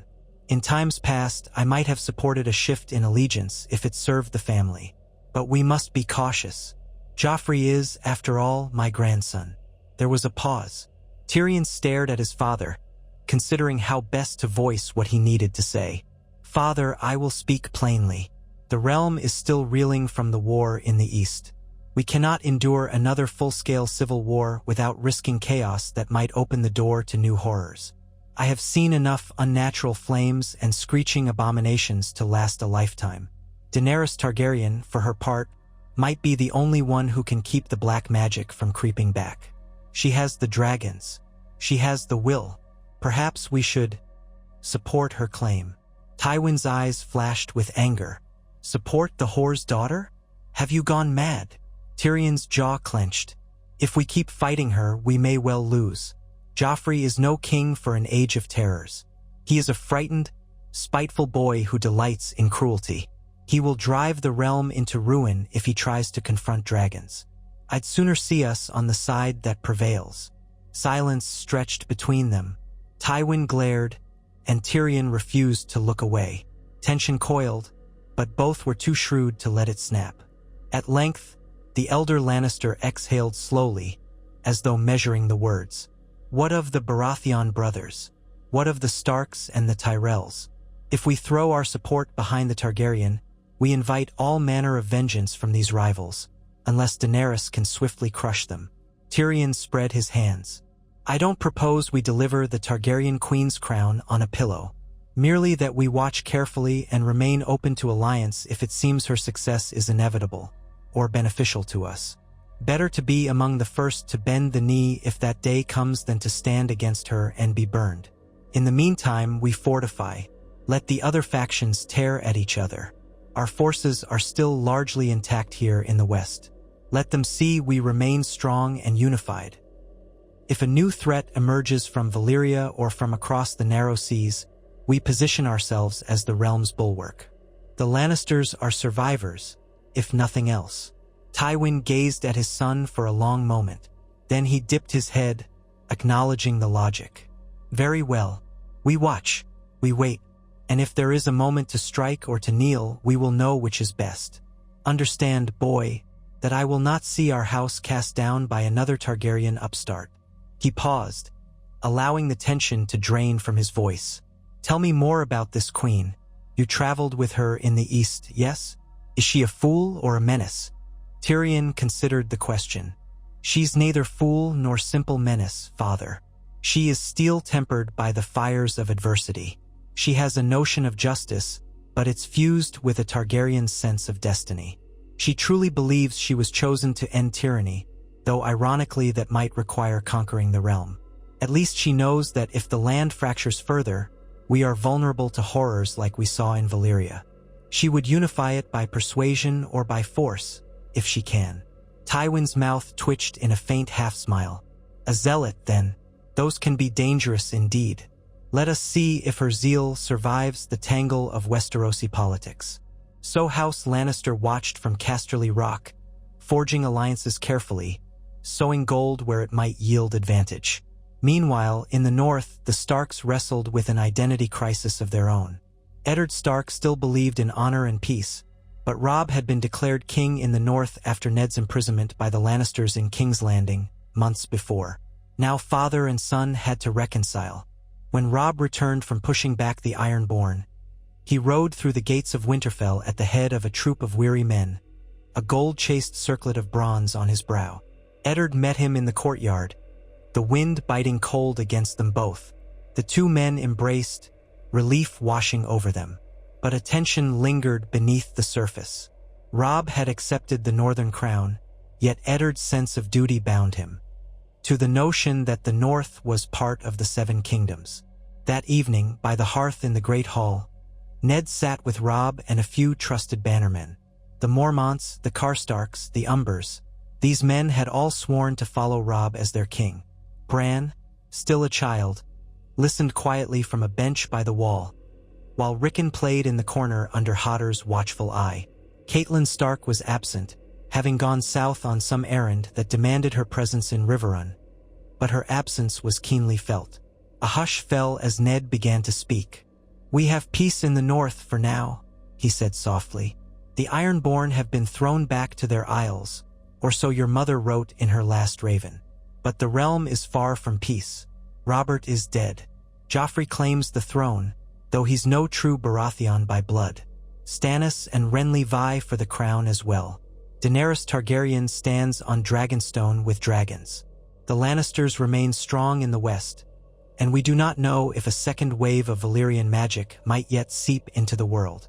Robb's expression was resolute, though his eyes flickered with the weight of responsibility. "The Great John, the Karstarks, the Glovers, they all knelt to me and named me king in the north after your captivity. They want no more part in these southern squabbles, father. We lost so many men in the rebellion and now again in the war against that cursed empire in the east. My lords do not wish to bend the knee to a boy king in the south, nor to a Targaryen queen. I understand their reasons," Ned said gently, "but I also remember the chaos that comes when the realm is torn apart. There was a moment, however brief, when every house in Westeros, yes, even the Starks, joined forces with Daenerys to stop the horrors in Valyria. That unity spared us from total destruction. Robb, if she comes again seeking an alliance, we would do well to consider it carefully." The lords around the table stirred. One of them, Lord Roose Bolton, spoke in his measured voice. "An alliance with a dragon queen? We have known Targaryens before. They brought the north to heal with fire. Our traditions, our freedoms. Would we risk them again?" Robb pressed his lips together. "If we are to remain king in the north, we should act like one, forging alliances that benefit our kingdom. The Targaryen queen might not be like her father, the Mad King. She fought to save the realm, not devour it. Yet I will not see the north consumed by dragons, either. If she demands we bend the knee, I'll refuse. But if she offers terms of peace and mutual defense, perhaps we should listen." Ned felt a strange pride and sorrow mingled in his chest. He could see the burdens resting on Robb's shoulders, the same burdens that had weighed on his own father and brother before they were killed by Aerys Targaryen. War had shaped every generation of Starks, and he feared it would never end. "If Daenerys desires only the throne of King's Landing," Ned said softly, "we might remain aloof. But if she claims dominion over the whole continent, we will have a choice. Fight her dragons or come to terms." Lord Bolton's eyes were unreadable. "May the gods help us if it comes to that." So the north waited, uncertain but steeling itself for what might come. Meanwhile, on the island fortress of Dragonstone, Daenerys did not remain idle. Her agents had begun crossing into the Crownlands, quietly speaking to lords or knights who might remember the Targaryens fondly. A few lesser houses had begun sending discreet letters of support. Her name carried power. Her destruction of Valyria's forging halls had earned her grudging respect. But King's Landing was not so easily swayed. The Lannisters commanded an army, gold, and the Boy King's seat on the Iron Throne. The city was well defended, and the small folk, hungry and frightened, remembered Robert's rebellion well enough to fear a Targaryen restoration. Daenerys believed it might be possible to slip into the city with a small party, to gauge the mood of the people, though Ser Barristan warned her of the danger. The notion intrigued her. She recalled how, in Essos, she had often gone among the freedmen to learn their condition firsthand. If she were to rule Westeros, she could not remain perched on Dragonstone. She needed to see the capital up close. At last, she decided on a plan. A disguised visit, using her knowledge of the city's labyrinthine streets gleaned from Barristan's recollections. They would travel under cover of darkness, with a small band of unsullied and loyal companions, leaving her dragons on Dragonstone so as not to alert the population. Rhaegal and Viserion, still not fully grown to the size of the ancient Targaryen beasts but large enough to be noticed miles away, would remain in the care of Grey Worm and Missandei. Daenerys hoped that if she could meet with certain sympathetic factions, she might lay the groundwork for a less bloody approach to retaking her family's seat. They set out on a foggy night aboard a modest galley, sailing for the Blackwater Bay. A contraband route used by smugglers led them past the watchful eyes of the Redwyne ships patrolling the harbor. Ser Barristan disguised himself as a simple hedge knight. Daenerys concealed her silver hair beneath a hood, wearing rough-spun clothes. Her heart hammered as they slipped along the shoreline, the black water choppy beneath them. She had never set foot in King's Landing before, the city that had once belonged to her father, until Robert Baratheon toppled him, loomed in the distance. Its walls were half-lit by torchlight, the muddy sprawl of houses stretching far beyond the older battlements. The Red Keep perched on the highest hill, red stone glimmering in the gloom. Daenerys imagined dragons flying above those towers in ages past, her ancestors forging a new dynasty by flame and steel. Now she came as an intruder in her own birthright. Under cover of darkness, they landed on a deserted stretch of shore south of the city gates. There, a contact awaited them. A man Barristan knew from his time in the Kingsguard, one who had grown disillusioned with the Lannisters' stranglehold on the capital. He led them through old smuggler tunnels that wound beneath the city walls. The passages stank of rot and stale water, but they emerged into a cramped cellar in Flea Bottom, the city's poorest district. The contact, a wiry fellow with a scar running across his cheek, introduced himself curtly. "My name doesn't matter. Come quickly. The gold cloaks make random sweeps. We must be gone by dawn." Flea Bottom assaulted Daenerys' senses with its closeness. The reek of waste, cooking fires, unwashed bodies. The labyrinth of alleys pressed in from all sides.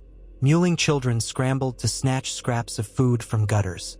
Every third hovel was half-collapsed. Daenerys thought of the cities she had liberated in Essos, like Meereen, which had had its own share of wretched corners. Yet seeing such poverty in the city that claimed to rule all Westeros made her anger simmer. If Robert Baratheon had truly cared for his kingdom, why did its people starve at the foot of his throne? They came to a dingy tavern wedged between leaning tenements. There, behind a locked door, they met two more conspirators. A former city watchman who had grown disgusted with the crown's cruelty, and a middle-aged septon who had run a soup kitchen for the hungry before the gold cloaks shut it down. In hushed tones, they told Daenerys how King Joffrey had begun punishing any sign of dissent with brutal force. The boy king's temper flared at the slightest excuse.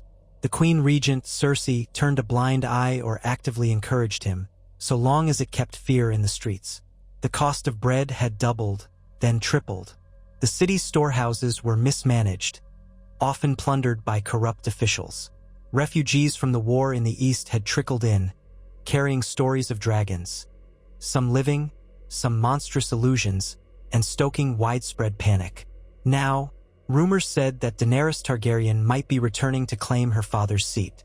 "You'll find folk here who curse your name," one conspirator warned Daenerys. "They remember the Mad King, but you'll find others who believe you might set things right, if you're not like him." Daenerys's pulse pounded at the thought.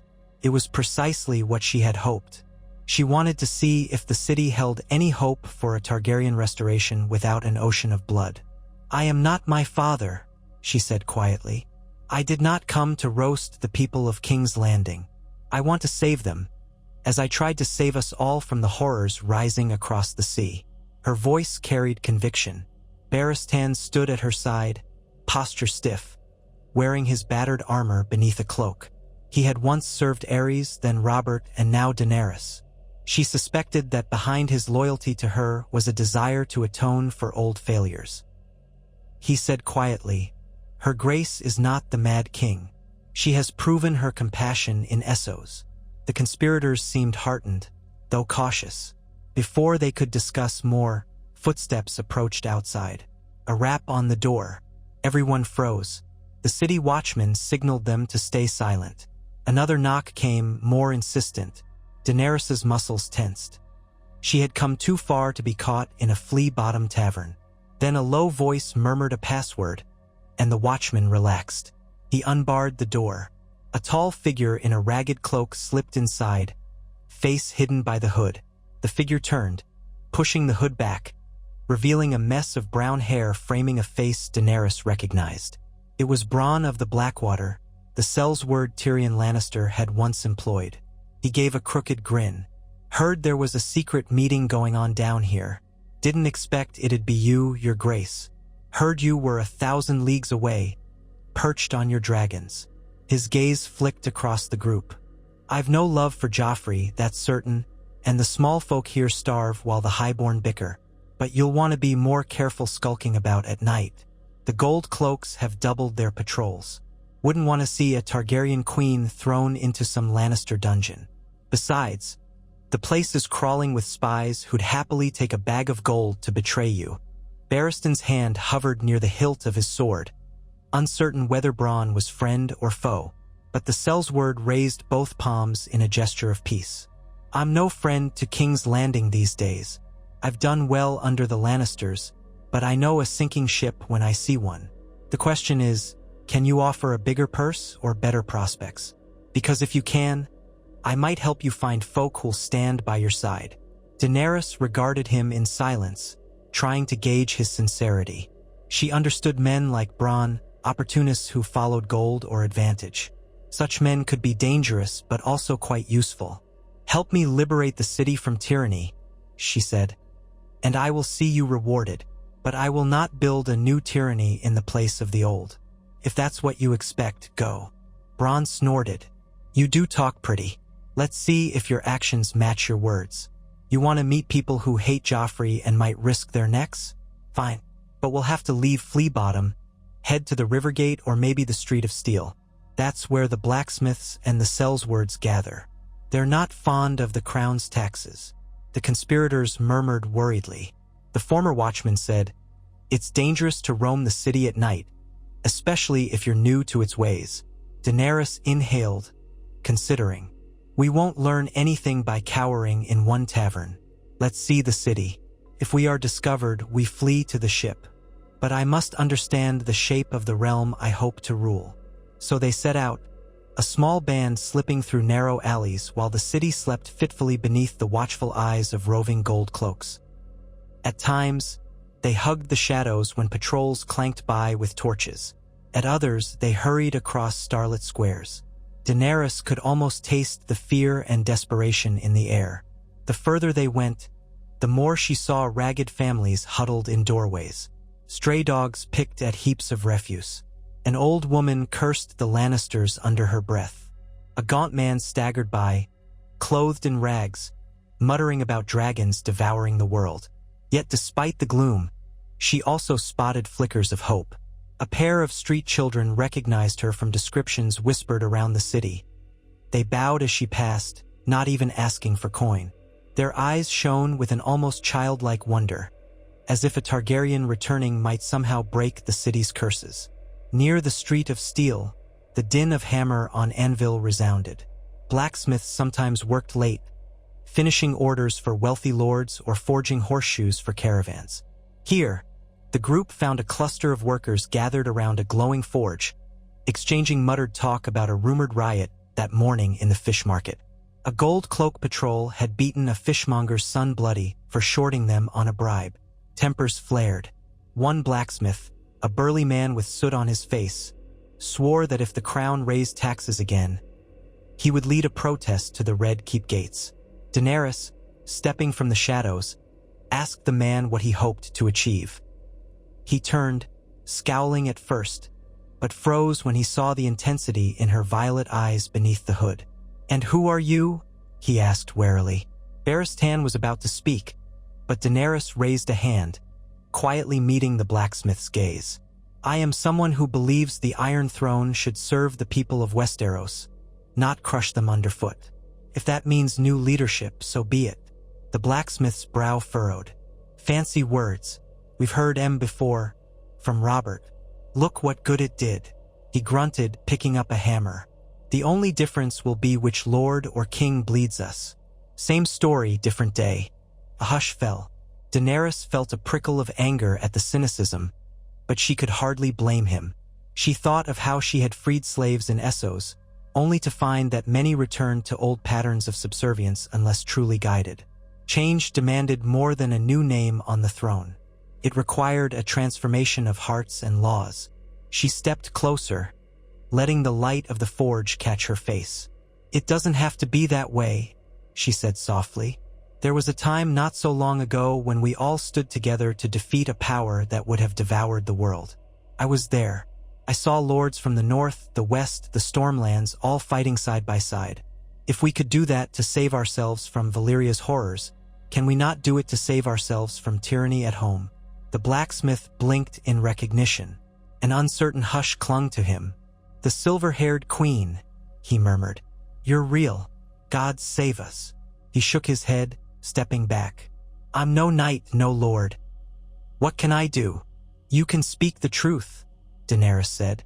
"Let your fellow smiths, the street vendors, the sellswords, all who gather in these alleys. Let them know that I am not my father, that I come to break this cycle of cruelty. If King Joffrey proves too blind to yield, I will do what I must. But I will not punish the small folk for the crimes of those in power." The blacksmith gave her a long look, his broad chest rising and falling with the labor of forging steel. "I've got a family. I can't risk them, but I'll speak with men I trust. If you truly can do better than what we've got, you'll have help from us." If that was enough for one night, Daenerys and her companions slipped away, hearts pounding with the sense of having stirred a new wind. Their final stop was a quiet courtyard near an abandoned sept, where they had planned to meet Bronn if he could gather any who might become allies.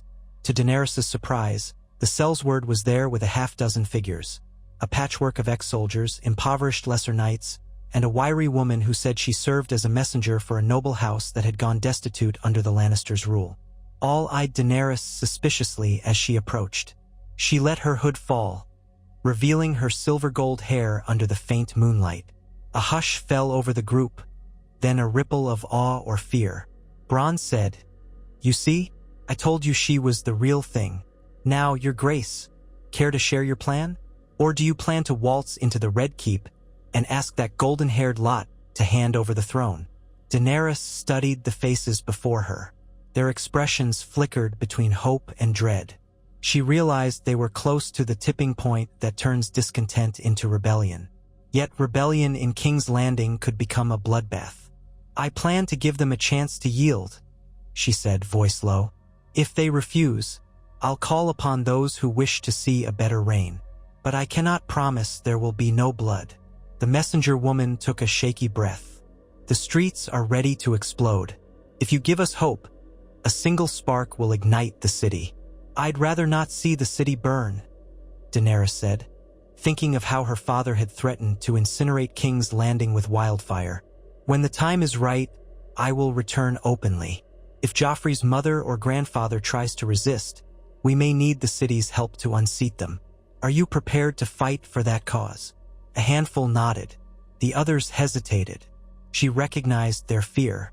They would be risking everything for a queen they had only just met, a queen whose father's name was still infamous.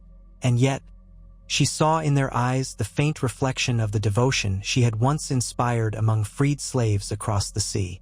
Perhaps the seeds of a new era could grow here in King's Landing as well. Before more could be said, a clamor erupted down a nearby alley, shouts, the metallic clank of weapons, gold cloaks. The conspirators' faces turned pale. At once, Bronn jerked his head. "Time to go," he hissed. The group scattered. Daenerys felt Barristan's hand on her arm, guiding her into the shadows.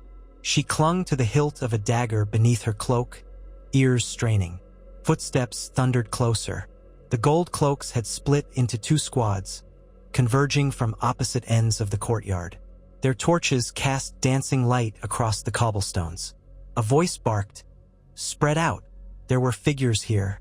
Check the corners." The conspirators were forced to break apart. Daenerys found herself fleeing with Barristan and only two others, the watchman who had guided them at the start and the messenger woman. They ducked through a crumbled wall into an old stable. Barristan pressed Daenerys behind him, sword half-drawn. Torchlight shimmered at the entrance. She heard one guard grunt, "Saw a shape over here." Another answered, "We'll corner him. Keep your spear up." The watchman gestured to a side passage. Together, they slipped along the stable's edge, picking their way through rotting straw. A single horse whickered in the gloom, half-starved. The gold cloak footsteps approached from behind. Just as Daenerys reached the doorway, the messenger woman stumbled against a fallen beam, crashed to the floor with a thunderous echo. At once a shout rang out. The gold cloaks charged, torches blazing. Barristan spun, sword raised. In the flicker of torchlight, Daenerys glimpsed three men in battered helms lunging forward with spears.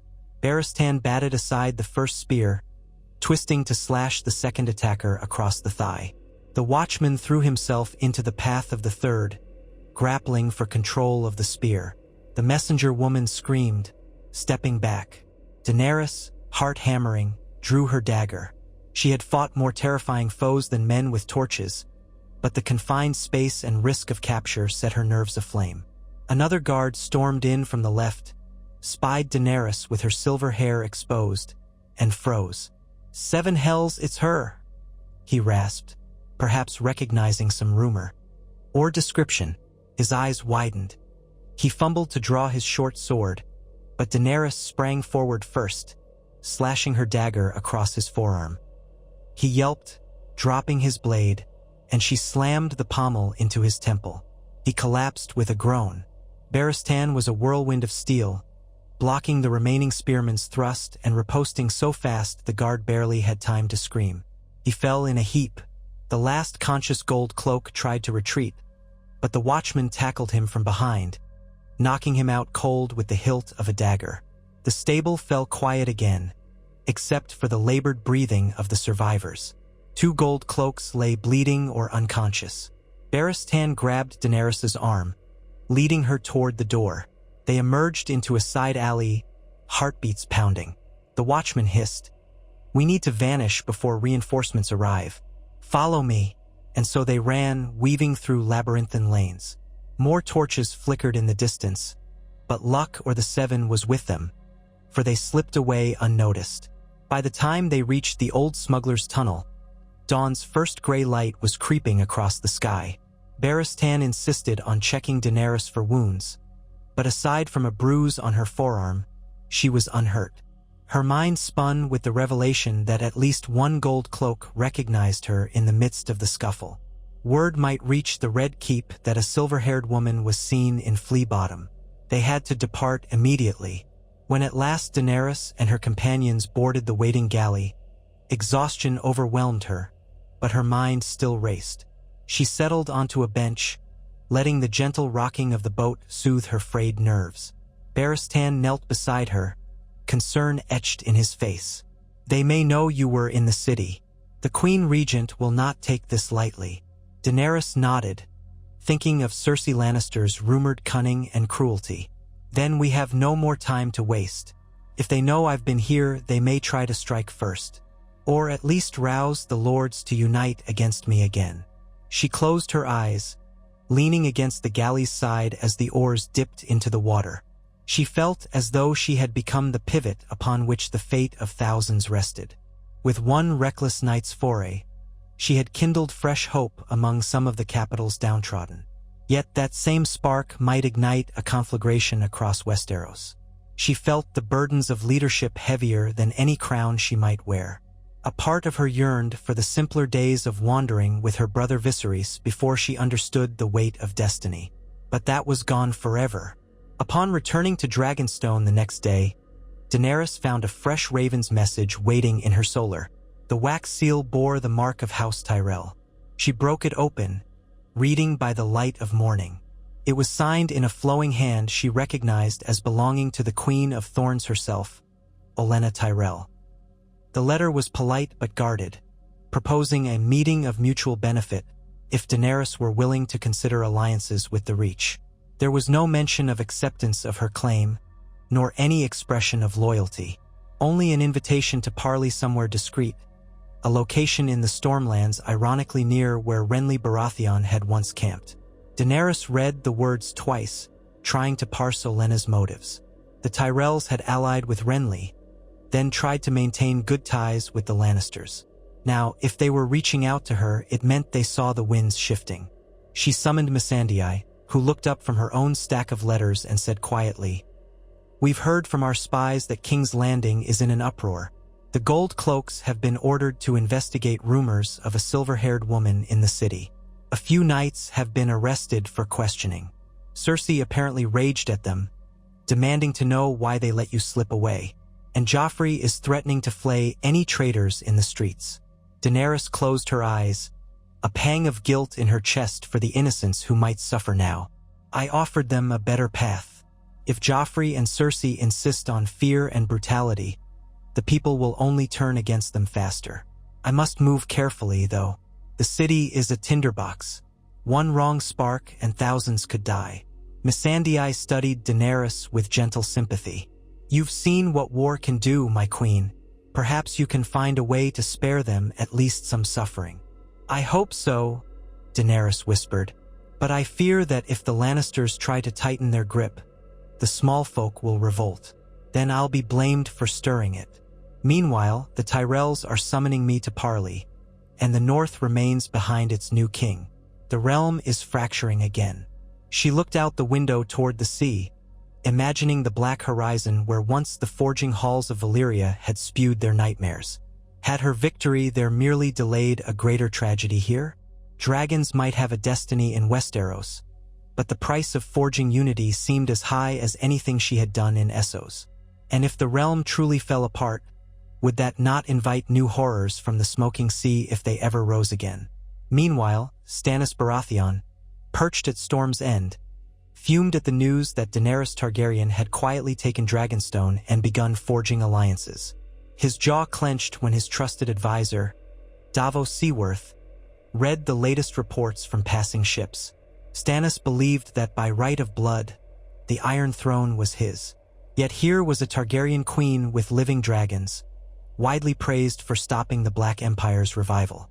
Even the memory of fighting beside her in the smoking sea grated on him. Melisandre, robed in red, murmured prophecies about the dragon reborn and the chosen champions, her flame-lit eyes flickering with possibilities. But Stannis was uncertain how that matched his own claim. Was he not the one true king, the Lord of Light's instrument? Melisandre's faith in the Red God might blur allegiances if she believed Daenerys' dragons were also blessed by fire.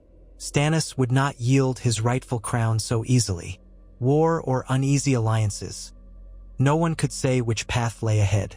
The Seven Kingdoms had survived a doom from the east, only to teeter on the brink of civil strife once more. In the months that followed, messengers raced back and forth.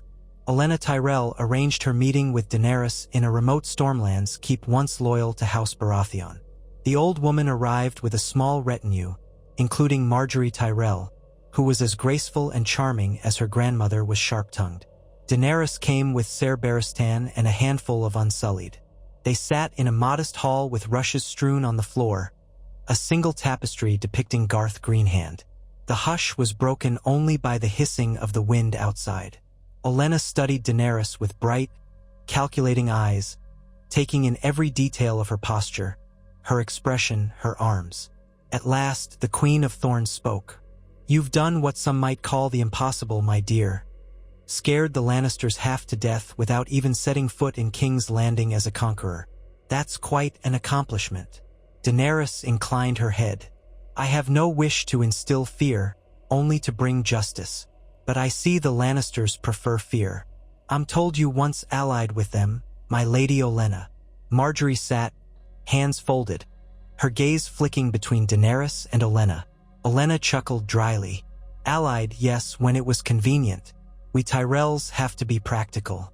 But with that shrill boy king on the throne, practicality has become quite difficult. Joffrey is a monster in silk clothing. The realm bleeds under his tantrums. My dear Marjorie was once betrothed to him. Can you imagine? The things we do for power. But now, well, we see that times are changing. The question is, can you offer something better? Or are you just another conqueror with a fancy name? Daenerys let her gaze shift to Marjorie, who seemed composed, her brown curls framing a face of poised intelligence. I would ask you the same question. Are the Tyrells prepared to commit yourselves to ending this tyranny? Or are you simply testing the waters to see who emerges victorious? Olenna snorted. Oh, a direct one, I see. Very well. I won't mince words. Mace, my son, still twiddles around calling himself Lord of Highgarden. The rest of us do the real thinking.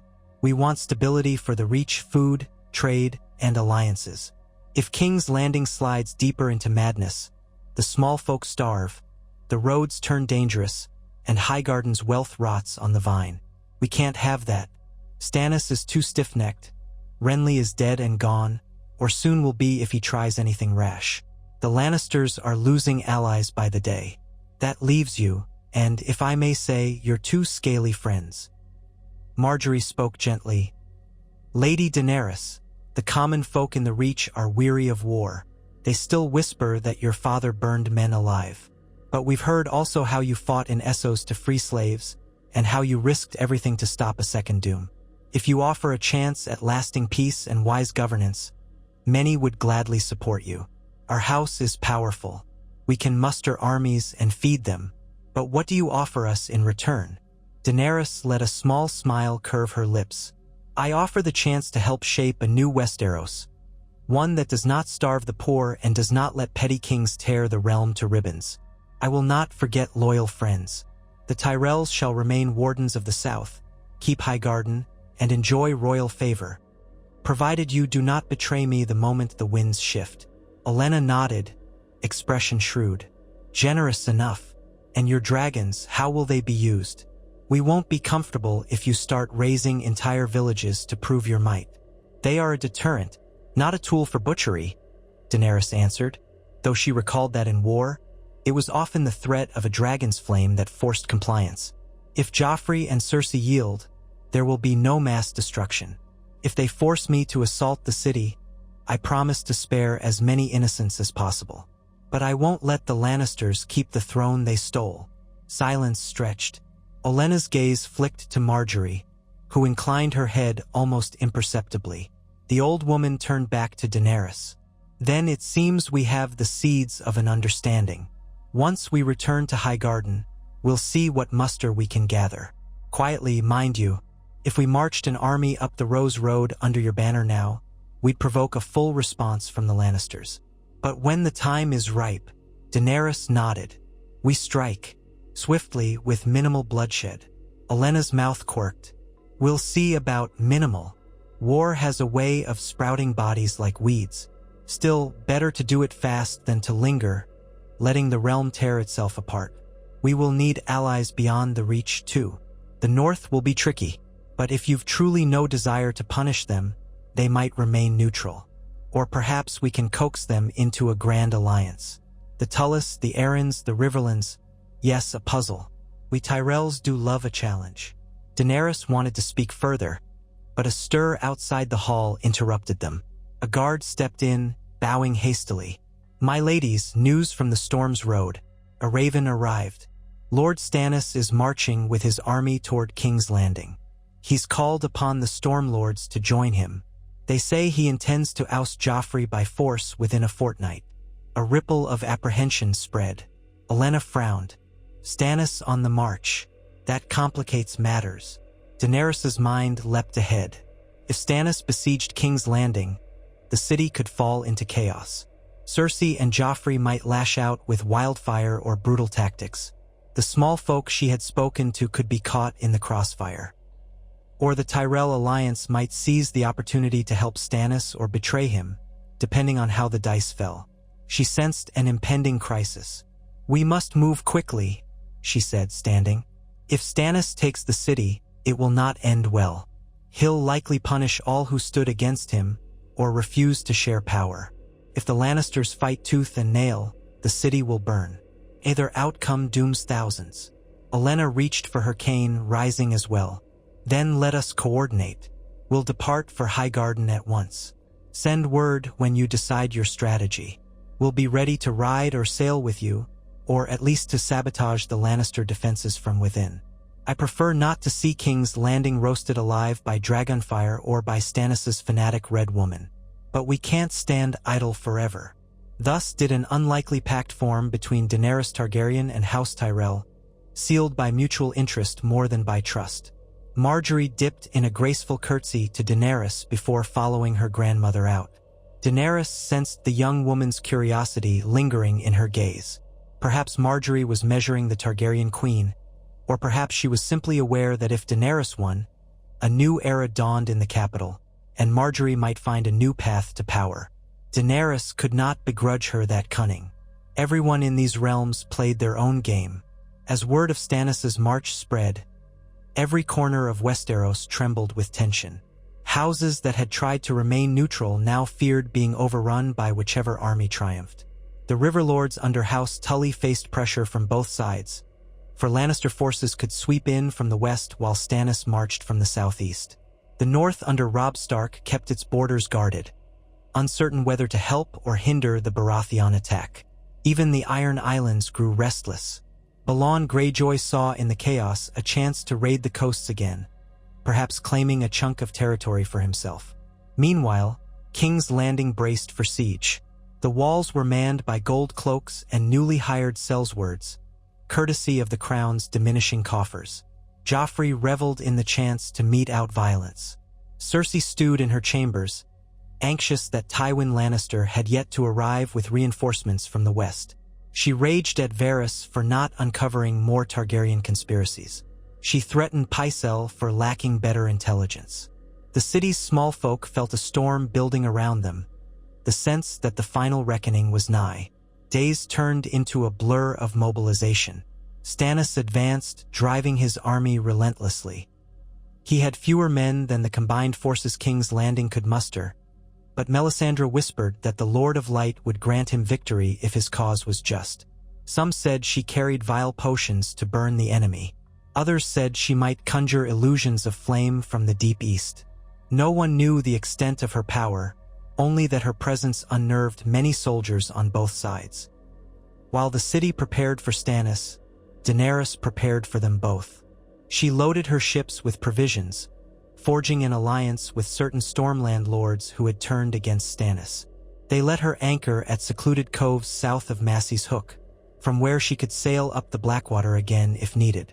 She sent ravens to invite the North and the Vale to remain at peace or join her, promising them no aggression if they did not hamper her efforts to remove Joffrey.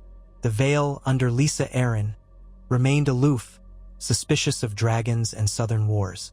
The North remained unresponsive, though travelers said Robb was focusing on consolidating his hold rather than marching south.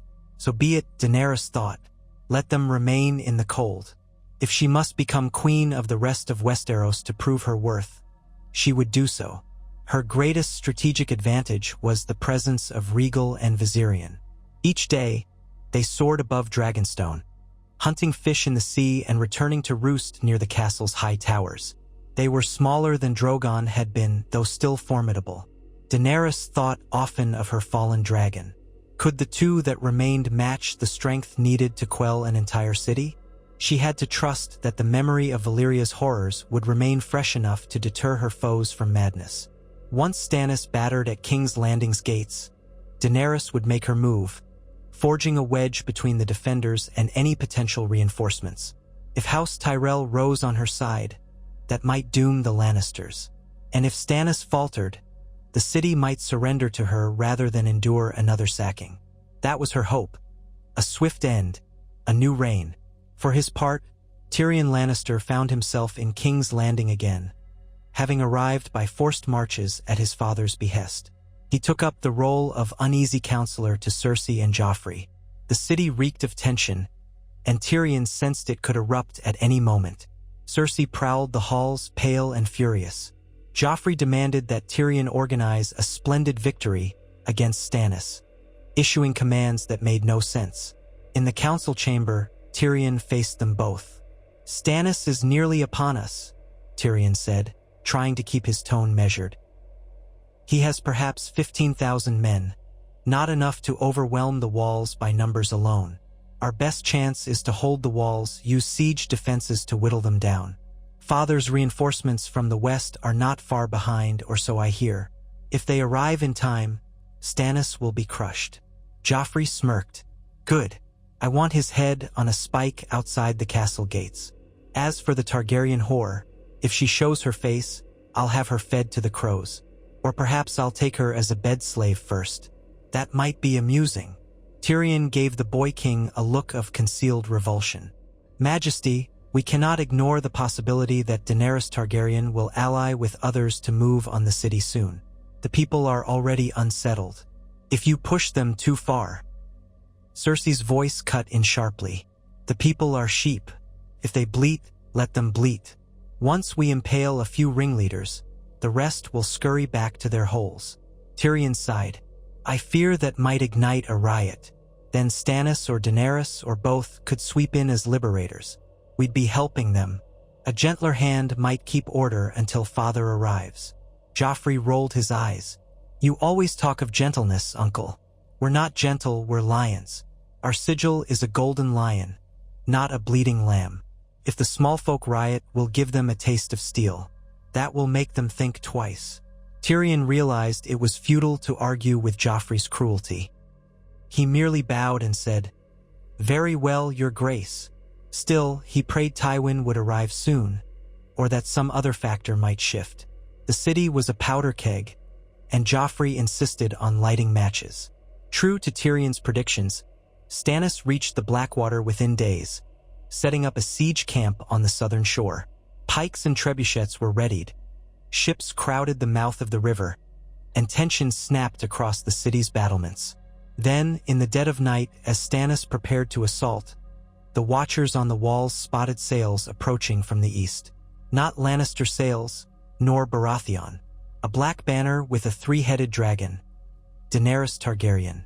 All across King's Landing, people awoke to the roaring of dragons in the sky. Two great shapes, lit by the moon, circled overhead, letting out shrill cries. The city had not seen dragons in more than a century. Panic rippled in every alley. Some cried that the Mad King's daughter had come at last.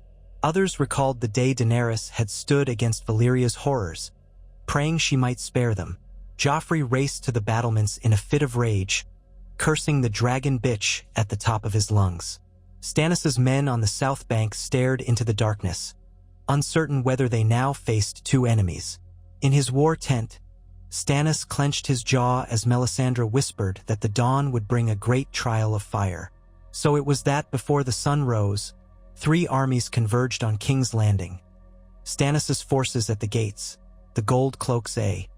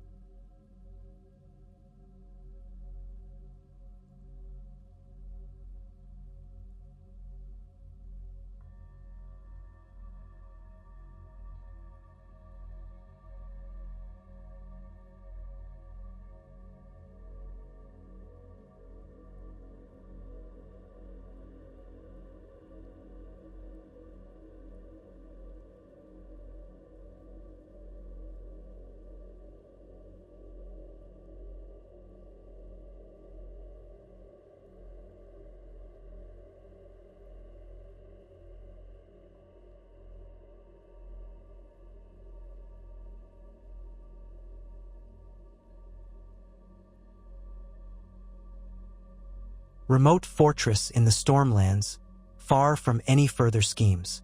Cersei's complicity in the same crimes led to her own sentence of permanent confinement in the Silent Sisters' retreat. A humiliating end for the proud queen, but it ensured she could cause no further trouble.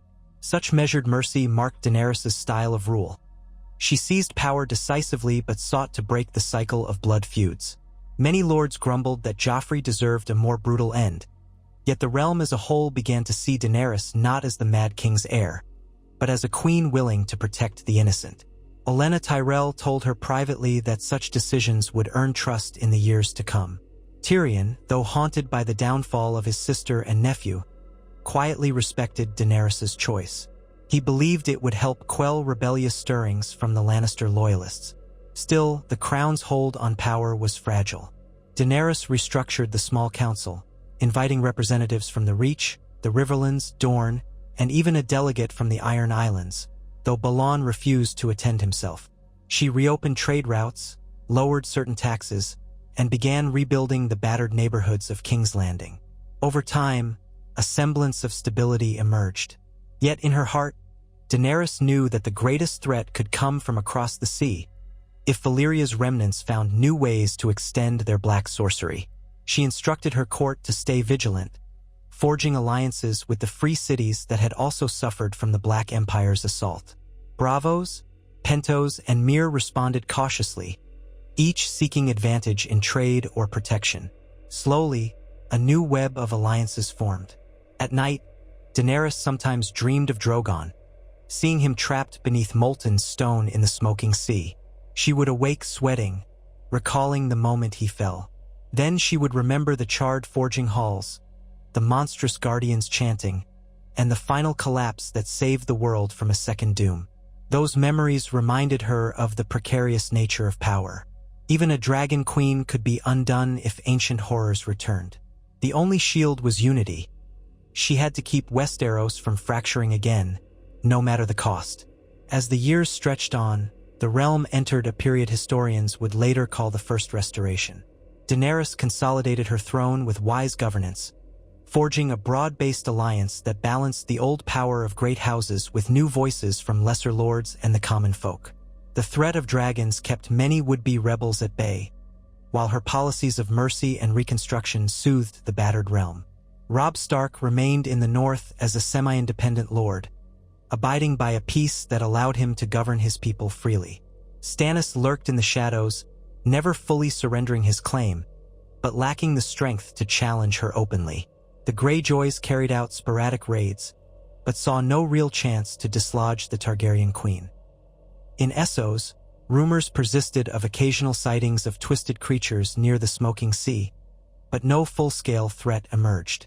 Over time, the horrors of the forging halls faded into half-legend. New swords of suspiciously dark metal occasionally appeared in the markets of Volantis or Lys, but none glowed with the same living embers that once haunted men's nightmares. It seemed the Black Guardians had been scattered beyond repair, for now. Yet the memory of the cataclysm lingered in the minds of those who had fought there.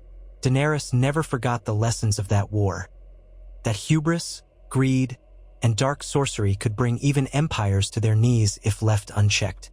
10 years after her coronation, Daenerys walked through the gardens of the Red Keep with Tyrion Lannister at her side.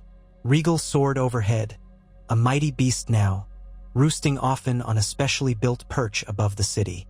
Viserion had taken to the skies more frequently, wandering as far as the Reach or even the Narrow Sea in search of new hunting grounds. The city thrived more than it had in living memory. Clean water fountains, new granaries, a reorganized city watch that no longer simply extorted the populace. The threat of war had receded, though not disappeared. Daenerys had delivered at least on her promise of relative peace. She did not claim it was a perfect realm, only a better one. Tyrion paused among the rose bushes, touching a bright blossom with a delicate hand. "I never imagined myself serving a Targaryen on the throne," he said with an ironic smile. "But life is full of surprises." Daenerys studied him, the dwarf who had become her hand, trusted as one of her chief advisors. "And have you any regrets?" "Regrets, yes, always. For the ways my family's arrogance harmed so many, for the times I might have done more to stop them, but not for standing by you." He met her gaze. "We did the impossible, you know?" She nodded. "We did what was necessary, and we will again, if ever darkness rises, whether from Valyria or from the hearts of men." He chuckled softly. "A queen forever at war with darkness. That might be your legacy." Daenerys turned, looking across the sprawling city, the winding Blackwater rush. She thought of all the struggles that had shaped her. Her flight from King's Landing as an infant, the tribulations in Essos, the forging of her dragons, the alliance against Valyria's second doom, and finally her ascension to the Iron Throne. Each test had tempered her will, taught her humility and resolve. "I can live with that legacy," she said quietly, "as long as it spares the realm another age of terror." So the Dragon Queen ruled, forging a new path for Westeros. In the years that followed, her reign would face trials. Pockets of rebellion, dissent from old-line nobles, and rumblings of distant magic. But she had proven that unity and mercy could overcome nightmares that once rose from the smoking sea. Her dragons became symbols, not of blind fear, but of vigilant protection. Reminders that even the oldest, darkest powers could be met and cast down when the realms stood together. In time, songs were sung of Daenerys' arrival to lift the capital from the tyranny of Joffrey's reign, of how she overcame the legacy of her father and the terror of Valyria to shape a fairer rule. The singers called her the Queen of Ashes and Light, for she had walked through the ashes of old empires yet carried the flame of hope. Whether the fires of Valyria might flare anew one day, none could say, for powers older than men seldom die forever. But while Daenerys Targaryen sat the Iron Throne, the Seven Kingdoms at least found a fragile peace, bought with steel, sacrifice, and the unwavering resolve of a queen who had once stood at the brink of doom and refused to bow. And so the tale of old Valyria's restoration and the splintering of the Seven Kingdoms came, if not to a tidy end, then to a point of tenuous balance. The memory of black spires rising from the smoking sea, of forging halls that shaped living flame, of ancient dragons resurrected for war, all lingered in the minds of those who survived. Yet from that chaos rose a new era. The realm remembered how close it had come to a second doom, and how a determined Targaryen princess turned queen, along with unlikely allies, had averted it. In the hush that followed, the battered kingdoms learned that sometimes, from the darkest shadows, a brighter flame can emerge, forging not conquest alone, but a hope that might stand against whatever terrors the future might bring.